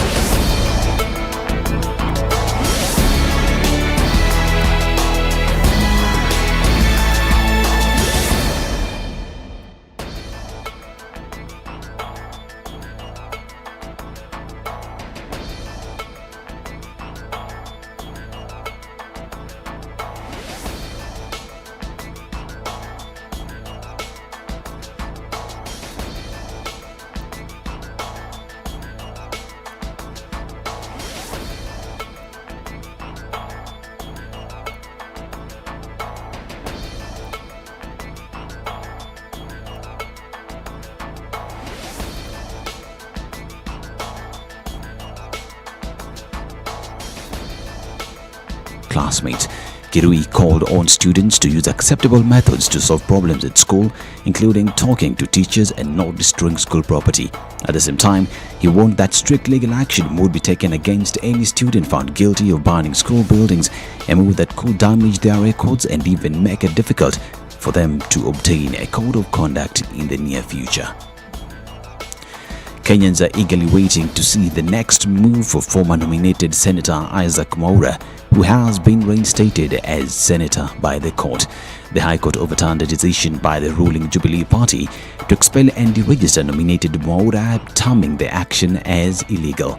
Judge Joseph Sergon ruled that the party's National Disciplinary Committee's hearings were not conducted in accordance with the law. He further directed that Mwaura, who had appealed the party's decision, be reinstated as a senator. Until his expulsion, Mwaura, who was nominated to represent persons with disabilities, was also serving as a member in the Speaker's panel. Former Nairobi Governor Mike Mbuvi Sonko has 7 days to record a statement in connection with a case involving High Court Judge Said Chitembwe in corruption before the December 14th hearing by the Judicial Service Commission. The commission asked him to record the statement first before giving evidence about the videos he posted on his Facebook account accusing Judge Chitembwe of corruption. Sonko claimed that Judge Chitembwe received a bribe to ensure that the case he filed in court against his removal from office failed. He claimed that the judge did so to retaliate after he prevented him from acquiring a piece of land. In a statement, Judicial Registrar Ann Amadi also ordered 2 other people to submit their statements regarding Judge Chitembwe, they accused of being corrupt. Now, Europe is scrambling to regain control over a resurgent coronavirus as governments urged adult boosters and jabs for young children in a sign of growing unease over a pandemic that has killed 1.5 million people on the continent. Berlin, Paris and Lisbon were among capitals weighing tighter COVID restrictions and broader vaccination campaigns as surging cases and the encroaching winter threatened to undo hard-won gains against the virus over the summer. In the Czech Republic, President Miloš Zeman returned to hospital just hours after being released to name a new prime minister as he tested positive for COVID-19. With governments already struggling to cope with the more infectious Delta variant, the discovery of a new and troubling strain in South Africa was a stark reminder that the fight against COVID-19 is far from won. Britain, in response to the new variant, said it would ban travel from 6 South African countries, that is, South Africa, Namibia, Lesotho, Eswatini, Zimbabwe, and Botswana. Back home, we continue to urge you to get out there, get vaccinated so you can protect yourself and those that you love. And those who bear the greatest responsibility for the crimes committed during the presidency of Yahya Jammeh in the Gambia shall be prosecuted, according to head of commission that has been looking into the events that took place during his 22-year rule. He stepped down from the presidency in 2017. Lamin Sise just handed over a 17-volume report to President Adama Barrow. This was the result of months of hearings at the Truth, Reconciliation and Reparations Commission. And at least 52 people are reported to have died in Russia's worst mining disaster in a decade. The incident started when a coal dust in a ventilation shaft caught fire yesterday, filling the Siberian mine with smoke and killing 11. By nightfall, a failed operation to reach dozens of missing miners had turned to tragedy after several rescuers reportedly suffocated. Officials said 49 had been taken to hospital with injuries. Some of the injured have smoke poisoning and 4 are said to be in a critical condition. To sports, and LeBron James returned from suspension to inspire the Los Angeles Lakers to a 124-116 overtime win over the Indian Pacers in the NBA Western Conference. The Lakers trailed for most of the game, but James scored 39 points, including 8 of their 12 points in overtime in Indianapolis. The 36-year-old was banned for 1 game after clashing with Detroit's Pistons' Isaiah Stewart on Sunday. Russell Westbrook scored 20 points for the Lakers. This is Newswire. Dennis Arceto.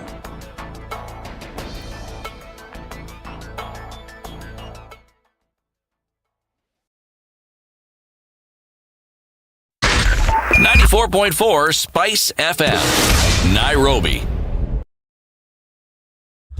All right, a few minutes after 9 o'clock, and what are we looking at on the roads this morning? Okay, I've been reminded that Bagathi Way doesn't exist anymore and it's Raila Odinga Way. Well, all right, everybody who was trying to escape from Langata Road, guess what? You're stuck on Raila Odinga Way. Many would say that you're also stuck on Raila Odinga, but that's a conversation for a different day.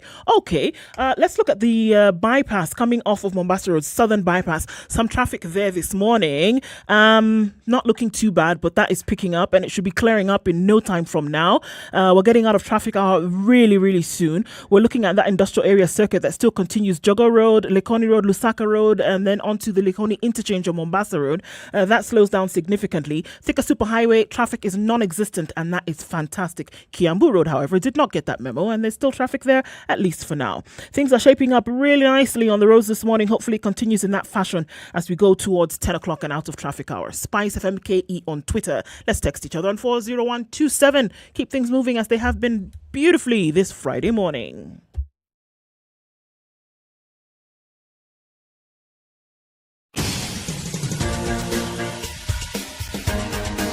This is The Situation Room, the home of hard-hitting political commentary and penetrating insights about the state of the nation. This is a talk radio experience like no other. The Situation Room, a place for hard truths, debates, and elevated conversations. The Situation Room, witty, political, engaging, deep, controversial. In the room, we have C.T. Muga, researcher, academic, seasoned political observer, a fountain of wisdom in these politically uncertain times. Ndu Okoh, Nigerian by birth, Kenyan by choice, communications expert, Pan-Africanist, a truth seeker and believer in people power, and Eric Latiff, agent provocateur, the man in the chair, seasoned journalist, news hound, a man who believes in punching up, not down. This is The Situation Room, the only way to start your day. At 7 minutes after 9 o'clock, we're in the final hour of the Kenya's biggest conversation this morning, The Situation Room. You're just joining us.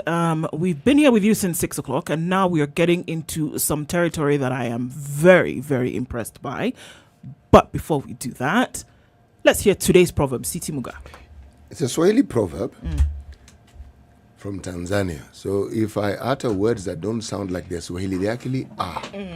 And it also indicates that there's a slight yet significant difference in the way we speak Swahili in Kenya and the way Swahili is spoken in Tanzania. Okay. Asisafirie nyota ya mwenzio. Translated into English, don't sail using someone else's star. Olimma. See, by the time we get to a point where Ndu is exclaiming in her native language, Hiya. It has entered. It has sung. Hiya. Okay. It's a good thing. All right. Entering into this conversation, not to forget, if you're just tuning in, SpiceFM around the country and also online, where we are streaming SpiceFM KE on YouTube, Facebook, and Twitter. We're going into a scientific research conversation into the medical field.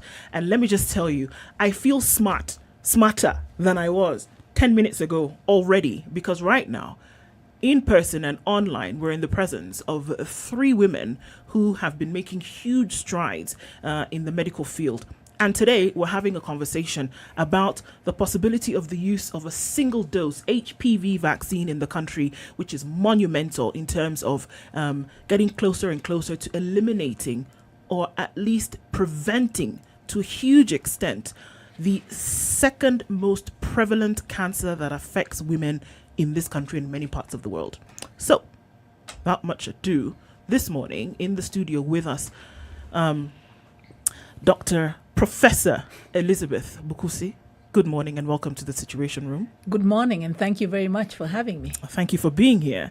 And also in the studio with us is Dr. Siovata Kimanthi. Good morning and karibu. Thank you. Online, last definitely not least, who's joining us by link this morning because she had to be out of the city, Professor Nelly Mugo. Karibu sana and good morning. Good morning. Thank you. Thank you very much for being in the studio this morning. Off the bat, giving that introduction that we did, maybe we can start off with you, Professor Bukusi. We're talking about maybe just some background to this. Last year, maybe 18 months ago, we started to hear the buzz a lot about the encouragement for girls who have achieved the age of 9 or 10 to then go into your health center and get a vaccine, the HPV vaccine, that could then potentially prevent cervical cancer. Cervical cancer, like we said, being the second highest, the second most prevalent cancer for women in the country after breast cancer. And so this was a big deal. You can catch it early. You can get a lot of women who then don't have to suffer from this. And it was that you go and you get your first shot. After 6 months, you get another shot. And then somewhere along the lines there, you get a booster to just then make sure that everything was okay. Now here we are saying that there's a possibility of going in, getting one shot, and you could be covered for life. What and where did you all even start to think that this could be a possibility? Thank you very much for that really good question. Let me take it back, not just 18 months ago when we started the study. I always find that it's easier to understand these things if you think about it from the point of view of a story. So let's think about what is it that causes cervical cancer. It's not just about an HPV infection. It's about an HPV infection that is persistent. Now, the interesting thing about human papillomavirus is it's the most prevalent sexually transmitted disease worldwide. Many people have HPV, one type or another. It's just that they don't know it. But not all HPV causes cancer. Some specific subtypes cause cancer. But it passes on very easily. Condoms don't even prevent it. Intimate contact is what allows for HPV to pass on from one person to the other. So once people become sexually active, both men and women, HPV passes on within populations. And when there is persistent infection, that is what years down the line, because of the changes that happen at the cellular level of the cervix, women end up having cervical cancer. So work has been done, and many people have committed many years of work to being able to find these vaccines and then make clear that we need to immunize. And of course, the goal was find them before they're sexually active. Between the ages of 9 to 13. If you can catch them there, make sure they get vaccinated. And as you're saying, get the first dose, a few months later, get a second dose, a little bit later, 6 months or so after, get a booster, and then that would help prevent cervical cancer. In countries where they're resource rich, it's not just the young girls alone. Even the young men get targeted. Remember, they're partners in this, transmitting from one person to the other. So that then brings us to the 18 months you're talking about.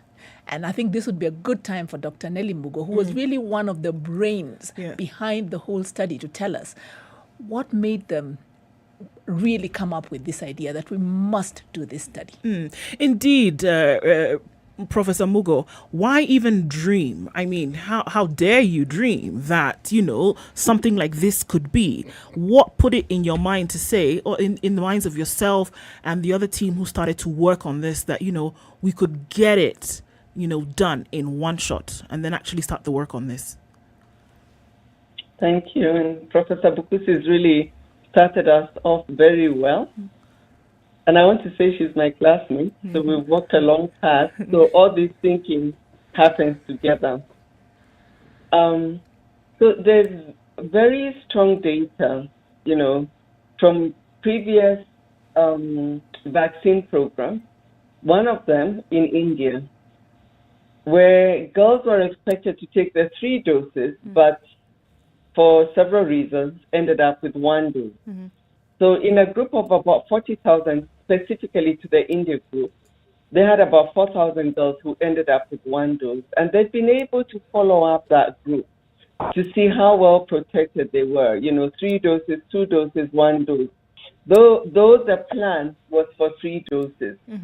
And now they've actually published data very recently, and they had published before for up to 4 years, that the girls who had received 1 dose had continued to be protected compared to the girls who did not receive any vaccination. So it wasn't just India, there was also work from Costa Rica and other trials that kept showing up that people who received only 1 dose had some level of protection. Now, why wasn't that enough, you might ask? Why didn't we just move on and say, we already know? But we don't know if what we didn't know, what we call observational data, is if the girls who received 1 dose were different from the girls who had no vaccine or the girls who took 3 doses. I mean, even your behavior that makes you take 1 when you should have taken 3. Could it be that your social life has lower risk? What is it? What are the differences? So to answer this question, it was necessary then to have what we call a randomized clinical trial.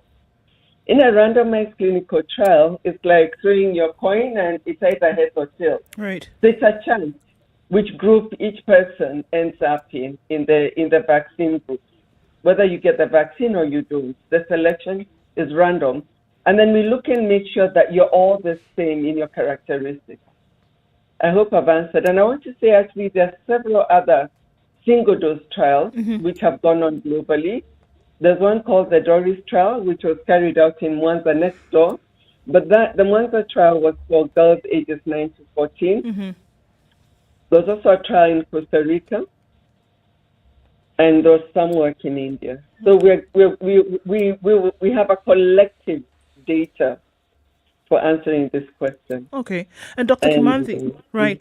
Dr. Kimanthi, where are we now? Speaking Kenya specific, with all of this so far, at what point are we in the country in terms of the research and then possible rollout of the same? Thank you. So currently in the country, we already have a rollout of the HPV vaccination for girls who are 10 years. I think this was rolled out, 2 years ago. Yes. And basically, it's just about the uptake and ensuring that girls who are 10 years actually get vaccinated. Yeah. So in light of this possibility of the 1 shot then, Prof, and maybe girls who had started, I remember taking in my daughter for the first shot, maybe she's due in a few months for the second one. So what happens if you've already started? Do you then still continue? I mean, where are we then in the timeline of all of this operation? Really good question. The challenge is there are committed parents like you who took your daughter for the first shot and who will take her for the second and take her for the third. the majority of individuals, even getting that first one is a problem. Our coverage is probably around maybe 15-20%. We need to get to 90% and targeting these young girls between the age of 9 to about 13 before any onset of any sexual activity. That was the target. So the majority of them may not even get there. Nobody's taking them. No one's even getting them the first dose. If you've started, I would say until policy changes, because what we are going to do is keep talking about it and pushing for a policy change. Policy change usually comes at different levels, at a country level, at the global level when WHO meets, and there are committees that are set up to evaluate the data and then give global guidance.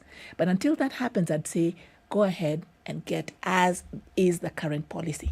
But the important thing is that now we do know, and now you can be assured that your daughter does have that first dose, she's in good shape. The encouragement should be, can we even get more young ladies, more girls to get vaccinated? They really do need to get it. Yeah. What's the barrier? Where is the vaccine being administered? Now you're talking about that age. That age, of course, requires the parents to come in. Is parental consent required? Can it be administered through the school system? Because the presumption is that all the girls that age would be in school. So what's the barrier? Because 15% is extremely low. This is a good question for Dr. Siavata. She's closer to that age group. So basically, first question, where is it being offered? It's at public health facilities. And that's where our young girls should access it. And you've asked about barriers. And I think Prof. Bukusi has already really alluded to quite a bit of it, that for these young girls, they are dependent on their parents. And so they require a parent to take them. And so if a parent is not available, or if a parent is not aware of the importance of the HPV vaccine, if a parent is maybe even anti-vaccination, then there comes a challenge. And then there's probably that parent who, if they got the information, then they would be very happy and willing to take their daughter. But then the question is, do they have access to a public health facility nearby? So those are some of the challenges. So how widespread is the availability of the vaccine? And then, of course, this is reproductive health. And you can imagine parents being told, take your child for a reproductive health-based vaccine. Imagine that implies sexual activity. Well, I think that was one of the arguments. That's the biggest point of resistance. So how are you working with that? Is there education? Is there a policy to support it? Maybe it's something that maybe everybody all three can chip in on, because this was one of the things that came out when the rollout happened, and there was this hue and cry from very many saying absolutely not.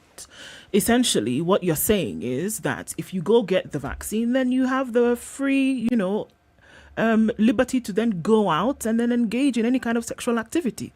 But this is what a lot of parents. This is what a lot of parents had an issue with. Isn't that where the public education would come in? And whose responsibility is it? Well, I think it would be if government has a solution to help society, you need to recognize where you're meeting society. So this child cannot take herself into a clinic. It is, unless it's going to be administered through the school system, it's the parent you're targeting. So it's the parent that you need to work on maybe through the church, through religious institutions, through institutions they understand. But it's the public. It's a public whose education. responsibility is it? Good question. And I like your discussion because I think this is part of your role. I want to throw it right back to the three of you. Educating the public and letting people know. Saying that the moment you give a young girl vaccine is like giving them the license to go and have sex. Is like saying, in fact, we shouldn't even be using seatbelts. Same argument. Because if you're using a seatbelt, that means drive badly and have an accident and kill yourself, because the seatbelt is supposed to protect you. It's the same argument. So does using a seatbelt give you the license to drive badly? It doesn't.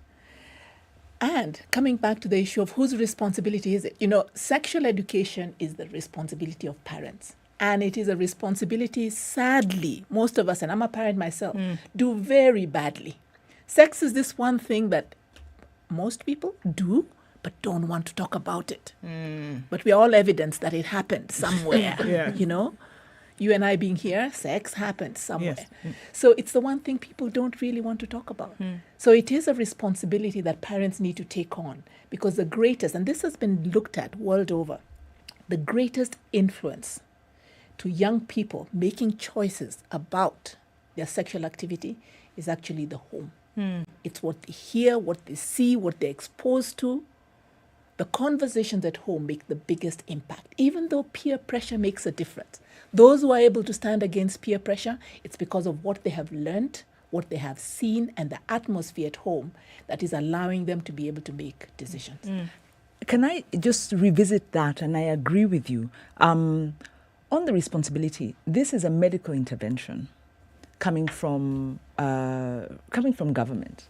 What is government's responsibility in public education around health issues? Because you need to reach that parent.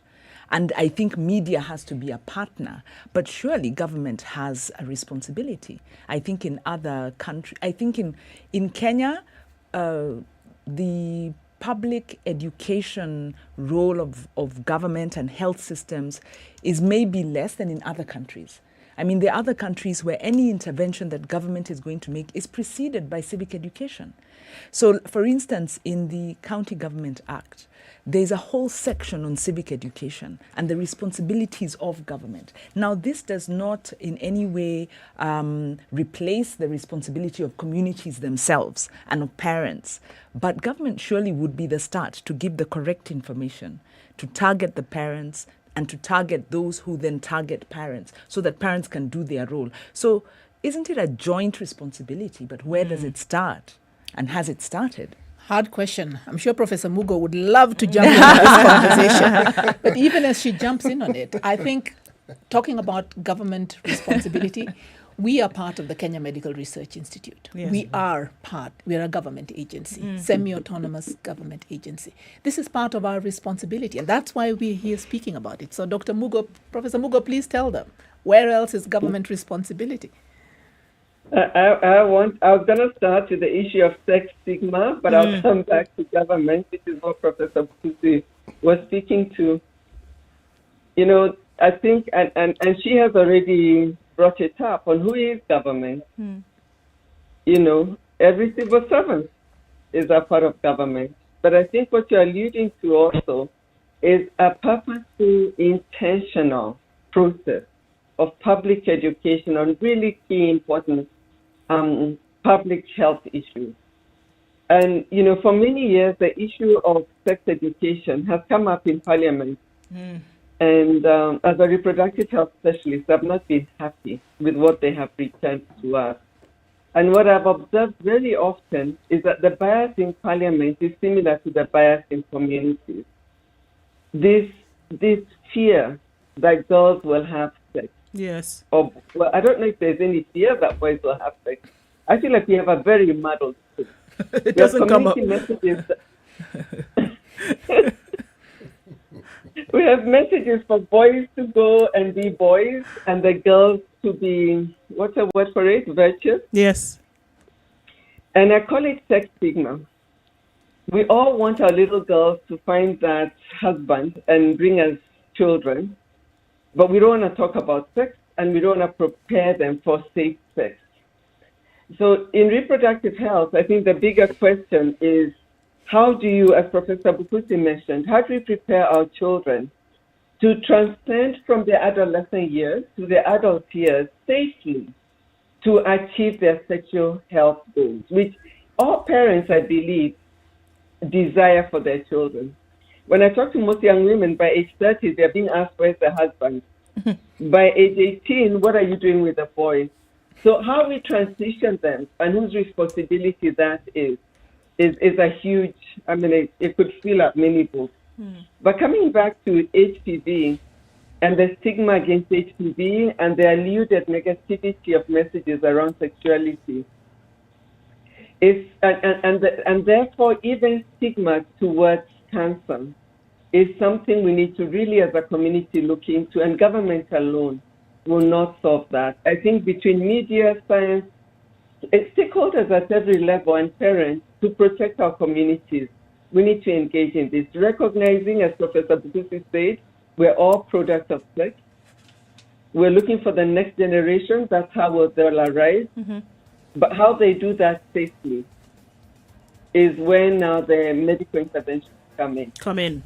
It's 28 minutes after 9 o'clock. On that note, let's take a quick break, take a look at weather and traffic. We're having a conversation about the possibility of a rollout of a single dose HPV vaccine in the country. In the studio this morning with Professor Elizabeth Bukusi, Dr. Siovata Kimanthi and Professor Nelly Mugo. Conversation continues after this.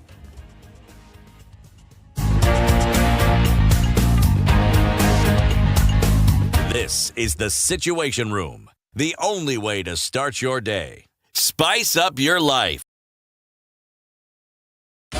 24/7, around the world, non-stop. This is SpiceFM.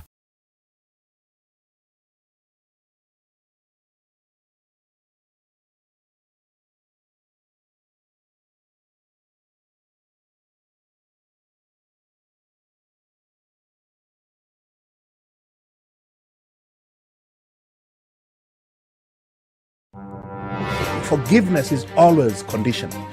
Even before God, there's nothing like unconditional forgiveness. Government doesn't pay you pension until you retire. In fact, they have no money for you. The day you retire, they look for it. This country is punishing many young people. These young people are more susceptible to be deceived, to be taken advantage of, and they're more susceptible to be bought off. Let us also talk about where we want our country to go. You know, we are a population of very young people. We're in a state of capture. The judiciary is under duress. Parliament is in the pocket of the executive. You don't sit and wait for the regime to topple itself. It will never do so. By the way, let me tell you, these guys are so persuasive. I'm telling you, they can persuade you to sell your grandmother. I'm telling you, they can sell sand in the desert.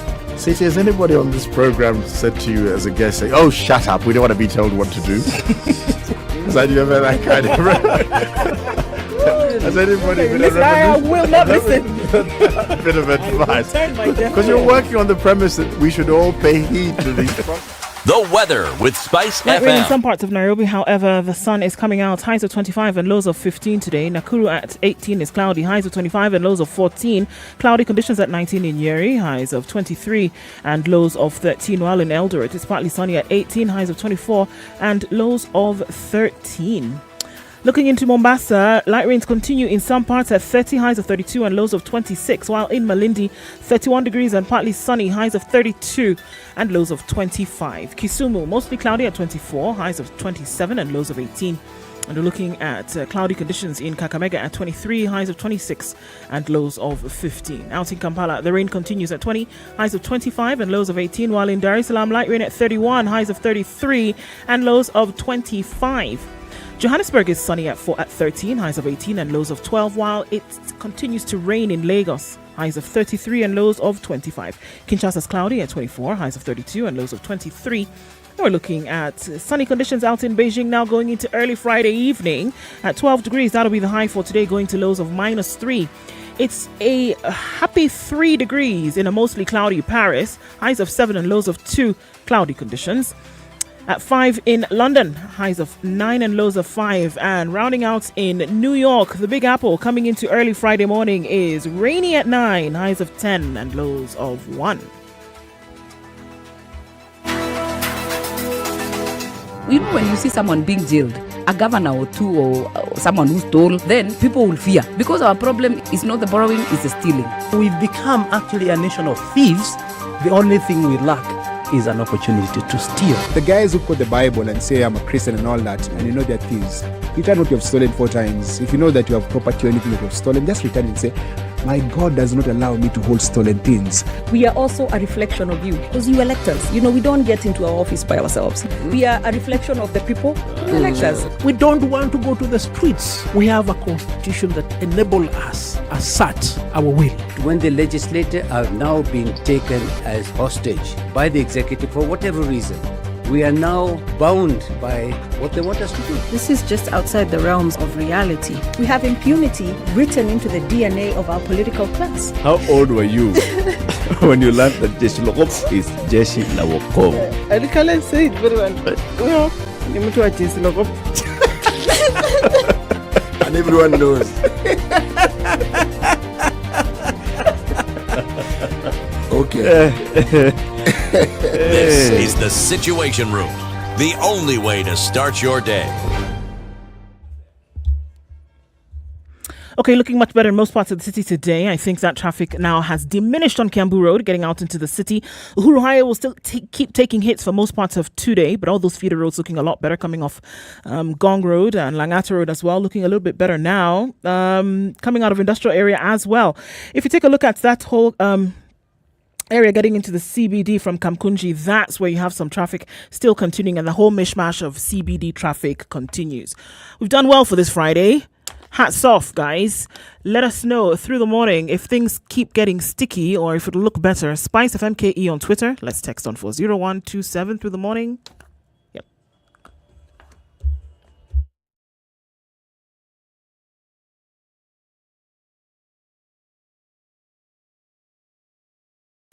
Are you ready? Okay. Spice FM. Mature, intelligent talk every morning. Spice up yourself.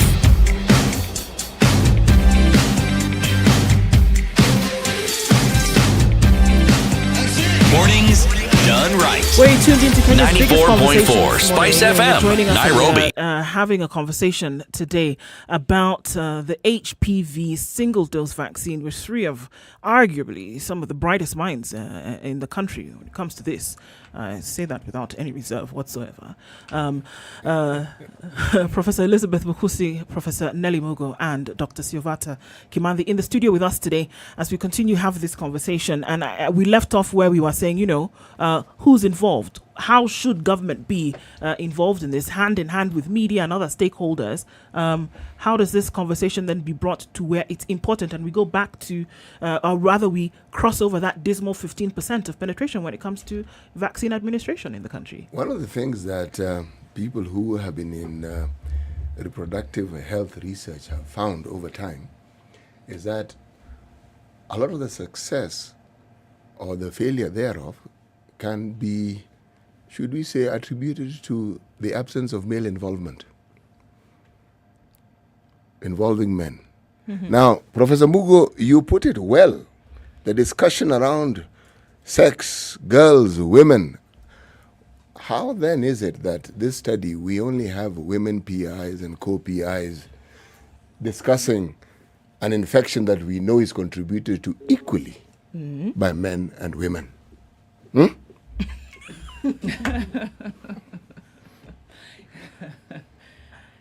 Gender representation on the panel. Dr. Mugo, I'm directing this as you. I know you're going to pass the buck on to Professor Bukusi at some point, and Dr. Kimandhi, but let me hear your views on this one first. Charles Muga, you've caught me right there. I wasn't prepared for that one. Nelly, the idea is not to make you uncomfortable, it's just to get you thinking. Very often, the people we have on the table in a lot of these forums is an all-male representation. Don't you think it's a good break? When women rise to the occasion, take up leadership, and deliver. I've never had anybody asking, when you have an all-male forum, where are the women? Are you asking us today, in Kenchi, where are the men? We ask that question here quite a bit. Yes. When you have a forum and you can see all men, we say, we ask, how is it? So we are now asking the question of the women. Or maybe coming from the point, Professor Mugo, that, for men that are involved in this process, whether you want to look at it or not, how then as stakeholders in this conversation to get more people vaccinated, why are we not seeing their involvement more? Actually, we did some work some time back. I did a study in Korogosho and in Kajiado. And that was about the time we are preparing for vaccination in country and on a global level. And we interviewed mothers, men, boys, young women. And it's interesting, the boys in Korogosho and in Kajiado, they told us that if you don't involve us and tell us what this is about, we could very easily be the ones who start saying girls shouldn't be vaccinated, and girls will listen to us. So, Charles Muga, you're right. Women do listen to men a lot, and men have a lot of power over what happens in women's lives. I've also often said that if this was penal cancer, vaccination distribution would be very high. We probably wouldn't be talking about do we need resources or whose responsibility is it to educate.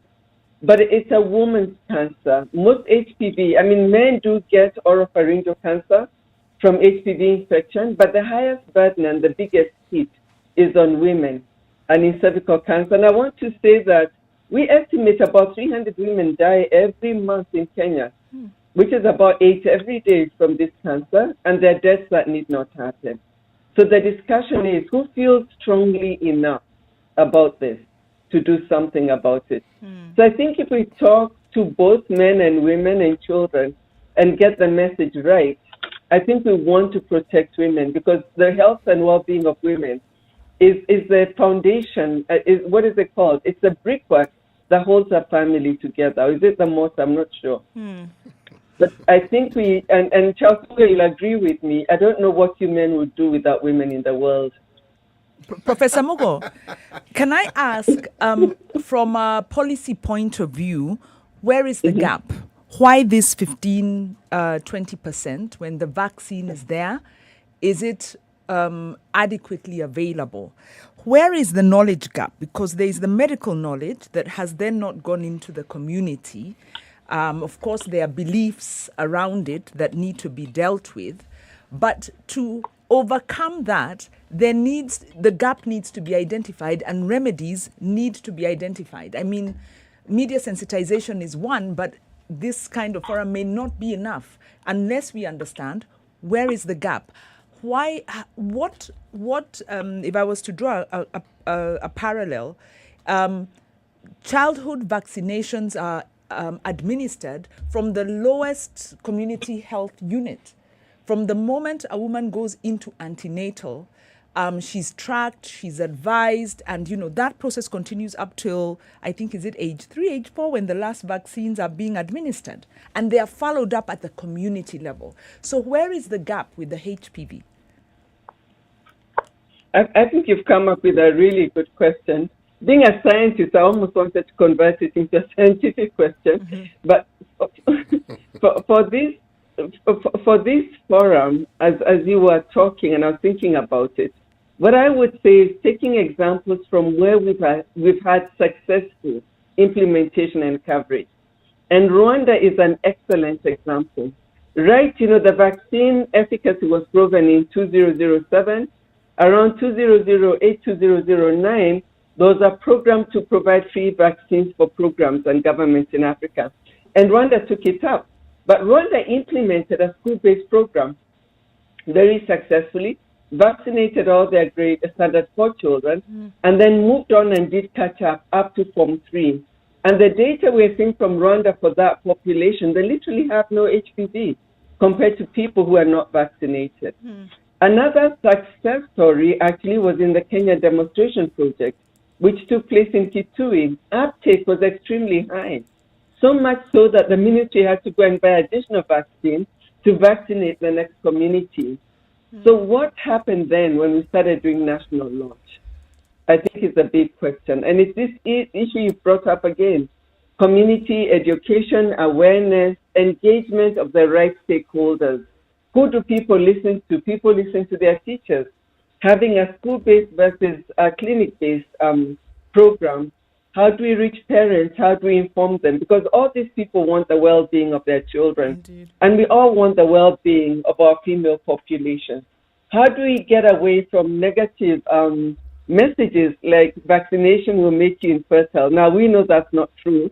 ask Dr. Tiavata how many of her girls got pregnant in spite of access to contraceptive, more than we would have desired. So we know those things are not true, but they are being constantly perpetuated, and the community believes them. So we need to work against it. One final one I want to say for us, so that we don't beat ourselves too much. The US was very low on uptake at the beginning. They kept at 15 to 20% for a very long time, and they had all those issues of what I call sexual stigma, but they've overcome it. And I think we can too, but we need to be, I think as you're pushing, we need to be purposeful about it.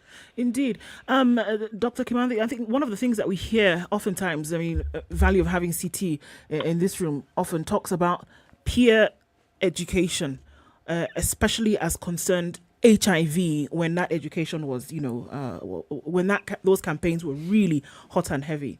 And then we hear that, these girls at this age are probably at the very center of how emphasized peer-to-peer education can be, because it's at this age that you're listening to your peers, you're hearing what they're doing, you're getting influenced by their actions. How do you see that playing a role then in getting others to basically jump on this and then get vaccinated? So that is a really, really fantastic and important observation about adolescent girls and young women. The peer influence is really, really high.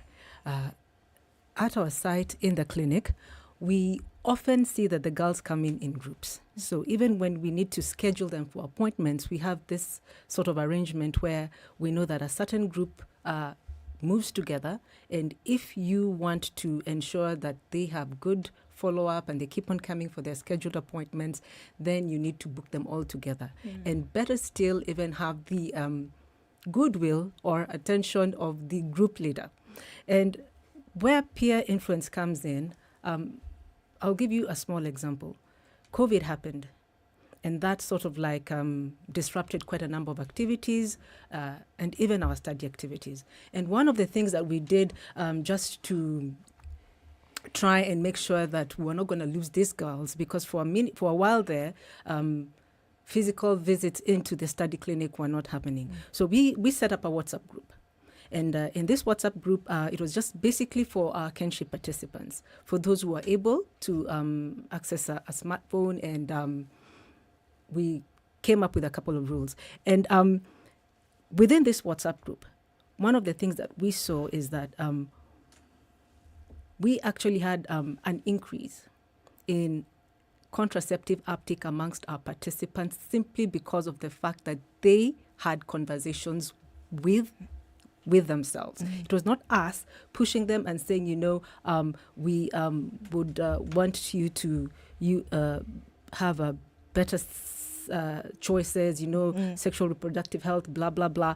When it comes from us, it's like we are talking at down them, to them, and talking down to them. But when this conversation moved to their group, and we have no peer influences, we saw that there was an uptake, for example, an increased uptake in, say, in methods to prevent pregnancy, and an increased uptake in PrEP, which is, something that, is useful in preventing of HIV. So, yes, if this message about HPV vaccination could also, we could also find a strategy, maybe as even Dr. Muga has alluded. In Rwanda, the school-based program was working very, very well. So maybe even here in Kenya, now that we are aware about peer influence and things like that, maybe a good strategy would also be at the community level, have some peer champions, that sort of thing, and have, peers for young women and young boys and young men for the HPV vaccine, speaking about it to each other. I think that might also, go a long way. From a government policy point of view, you have described public participation very well. And it's actually getting to the heart of it, because in the absence of understanding the dynamics between, say, the population that you want to work with, and understanding what their influences are and the triggers and things that make them tick, if that entire process could become tricky. As you were speaking, there's something that came to my mind. When you spoke to these young people, what are some of the things that they mentioned to you as being problems and hindrances towards either accessing or simply understanding this whole process that you had introduced them to? Okay, so for quite a number of our adolescent girls and young women, one of the things that we have to respect is the influence that their parents have over them. So for where a girl thought that the HPV vaccine is a fantastic thing, but a parent was not on board, then that is a challenge. Another thing that we have also identified also is just lots of myths and misconceptions within the community surrounding vaccinations in general, a lot of anti-vaccination messages, lots of myths about just surrounding sexual health and reproductive issues. And so those are some of the challenges that we found, where a parent needs to be on board, and where also there are quite a number of myths and misconceptions about, HPV, what it is, vaccines, and what they do and what they do not do. What are some of the more popular myths and misconceptions? Just a few. One of the myths and misconceptions that we came across as far as the HPV vaccine is concerned is that, one, it will make you infertile. And we had many participants who, even after they received the vaccine, were sort of like really, really worried about the possibility of getting pregnant. And another challenge is also, just to mention, their partners. If a young girl's sexual partner, who is usually older, is not for an intervention, chances are the girl will not take it. Influence. Yeah. Can I ask a question? And it's just an open question. I'm hearing in the conversation and understanding you're coming more from maybe the research perspective as opposed to maybe the government policy perspective. I'm hearing a lot of focus on the girl and not a focus on the parent. And the parent seems to be an influence. Whereas And so my question is, in terms of healthcare, what's the role of the parent vis-a-vis a girl of 9? And shouldn't the intervention be framed around that, as opposed to considering the parent as just an influence? And then on the maybe economics of it, are we saying that the same vaccine, the single dose would be of the same particular vaccine? And for me, economically, I'm thinking, lessons in COVID. Where is this being manufactured? Where is Kenya on this vaccine manufacturing? We know India has gone ahead. We know we have the brilliant minds. We're really proud of the work KEMRI does. We're aware it's not funded enough, But where are we on that? And sorry, I'm asking, two joint questions. Yeah. It's great you're asking two joint questions, and you're asking the questions that I'm so glad you asked, because this is a great opportunity to say, please fund KEMRI more. Please fund us more. Please fund the universities more. You asked, where are we on the manufacturing platform? We don't put enough money into research to be able to manufacture. We just do not. We're doing a good job that we've started giving Kenyan researchers money for research, but it's a drop in the ocean. We need so much more. And if we want to get to be part of the manufacturing giants in terms of research outputs, we have to put in money. There's no shortcut to it. The kind of state-of-the-art laboratories, manufacturing facilities needed, it just requires putting money into it. But I want to answer the other question. I may not answer it satisfactorily, but that you asked about where are the parents, where is the role of everybody else? I want to take it back to, we keep talking about UHC, universal health coverage. The one part that we forget is the promotion of health and the prevention. It's not about people coming to a healthcare facility to access health services per se. It's about what you've been pushing. How do we give them information, keep them healthy? By the time they're coming to your health facility, we've already failed. They're already sick. They're already sick. They already have a problem. The first prong should be, how can we ensure they're keeping healthy in all aspects? Physical, mental, sexual, all the things that matter. Then the second one is the preventative. where now the vaccine comes in. Make sure that we're giving them state-of-the-art products that prevent specific things that we already know will be prevented by interventions. The third aspect is what we keep focusing on.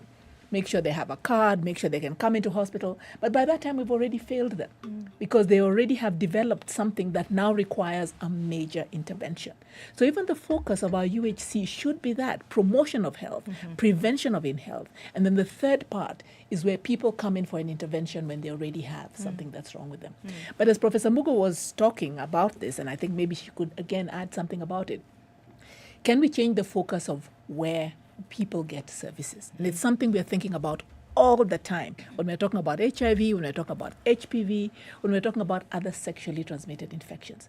People don't always want to go to a healthcare facility. They don't want to go and see sick people. They don't want that smell of antiseptic and all other bodily functions and all other, or tell somebody your history when somebody else might be listening. People don't want to go there. How can we make, if they don't need to, when you need to go there, you need surgery, you have to go. There's no option. But if you don't need to go there, how else can we make it possible for you to get these services? What else can we do, Professor Muga, even as we're looking at this, what else can be done to make it so that that uncomfortability factor is removed and people are still then getting what they need? I think I can go back to emphasizing what Professor Muthui has said. We are very focused on treatment. Maybe, Professor, we can't hear you very well. Maybe we just need to check your line on that. All right. So, I mean, even as we're continuing and getting that audio sorted out, what the focus then needs to be as we are moving forward and saying, okay, and voila, you're back, Professor. Yes, community. The linkage between the health facility, curative services, and community. So how well do we serve people in the community? The second ball is preventive medicine. How willing are we now on policy level actually to support preventive medicine? And as you said earlier, we've been very good on childhood vaccines. Can we go beyond childhood vaccines and resource prevention? But I think one time I listened to somebody from Treasury talking to us at ANAC, National AIDS Control Conference. And what he said was, we don't speak well enough to the cost effectiveness, the savings, which would be accrued from prevention. If we didn't have cervical cancer coming into our cancer unit, how much more money would we save? So that we're not just talking about, give us this money to do this, we should also talk about, this is how much you'll save.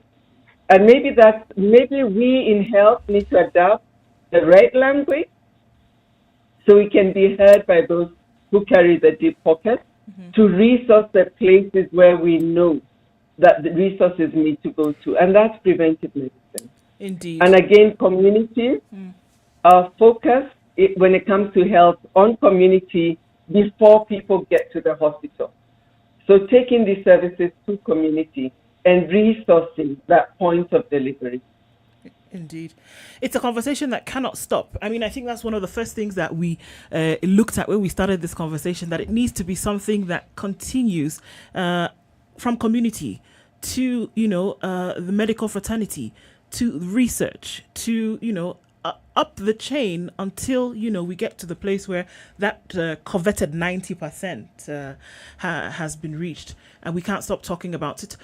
Professor Nelly Muga, Professor Elizabeth Bukusi, Dr. Siovata Kimanthi, thank you for being in the room with us today and at least, spearheading this conversation. And, kudos to the wonderful work that's being done. And it would be good to be alive to see the day when we are seeing that this is spread across the country. Thank you so much for being part of this conversation this week on The Situation Room. As we come to an end of this show today, CT, today's proverb. Asisafirie nyota ya mwenzio. Don't sail using someone else's star. Now, proverbs by their very nature shouldn't actually be taken literally. No one actually owns a star. You can't say that is my star. Hey. But it's your star if it's the star you need to navigate yourself in certain directions, the star you need. And sailors from time immemorial have always used their star. In fact, the phrase "a guiding star" probably originates from that. Now, if you want to go in a certain direction and you choose the wrong star, what is definite is that you will end up at a destination you did not want to end up.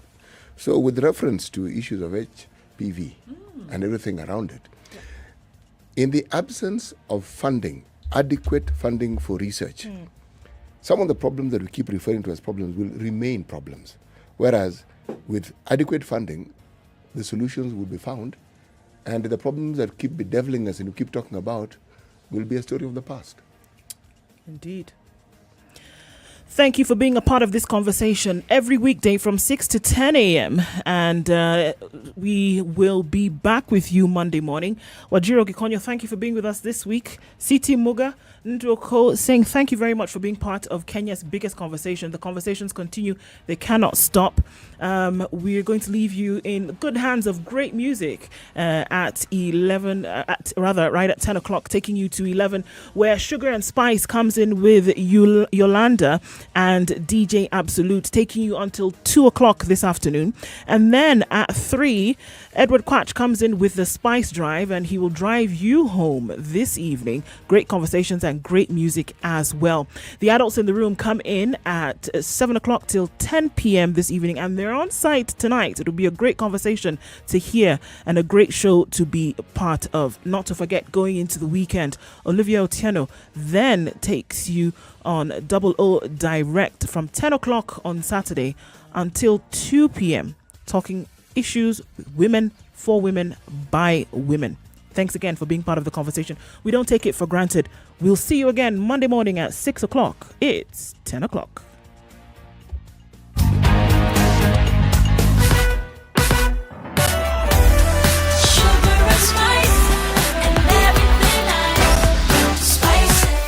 Spice up your life.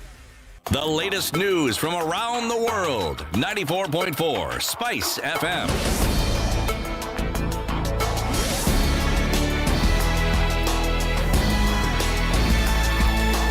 This is Newswire. I'm Dennis Aseto. Makueni Governor Professor Kivutha Kibwana has called for timely locally led climate action to cushion rural communities from effects of harsh climatic conditions. Speaking in Muthui, Makueni County, Professor Kibwana said he's confident the inaugural Sub-National Climate Summit will give fresh impetus to county-led climate adaptation efforts. Governor Kibwana welcomed interventions under the World Bank-funded Financing Locally Led Climate Action FLOCA program, a 5-year initiative being rolled out through the National Treasury, saying the project will go a long way in complementing adaptation efforts spearheaded by counties. Turkana County residents have been urged to sensitize the community about gender-based violence to ensure the community is aware of these issues.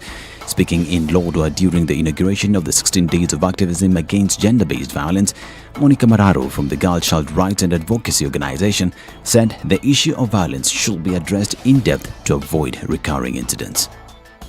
What we urge the community in Turkana County is to continue creating more awareness in the fight against GBV. We want the cases reported, we want GBV managed and responding.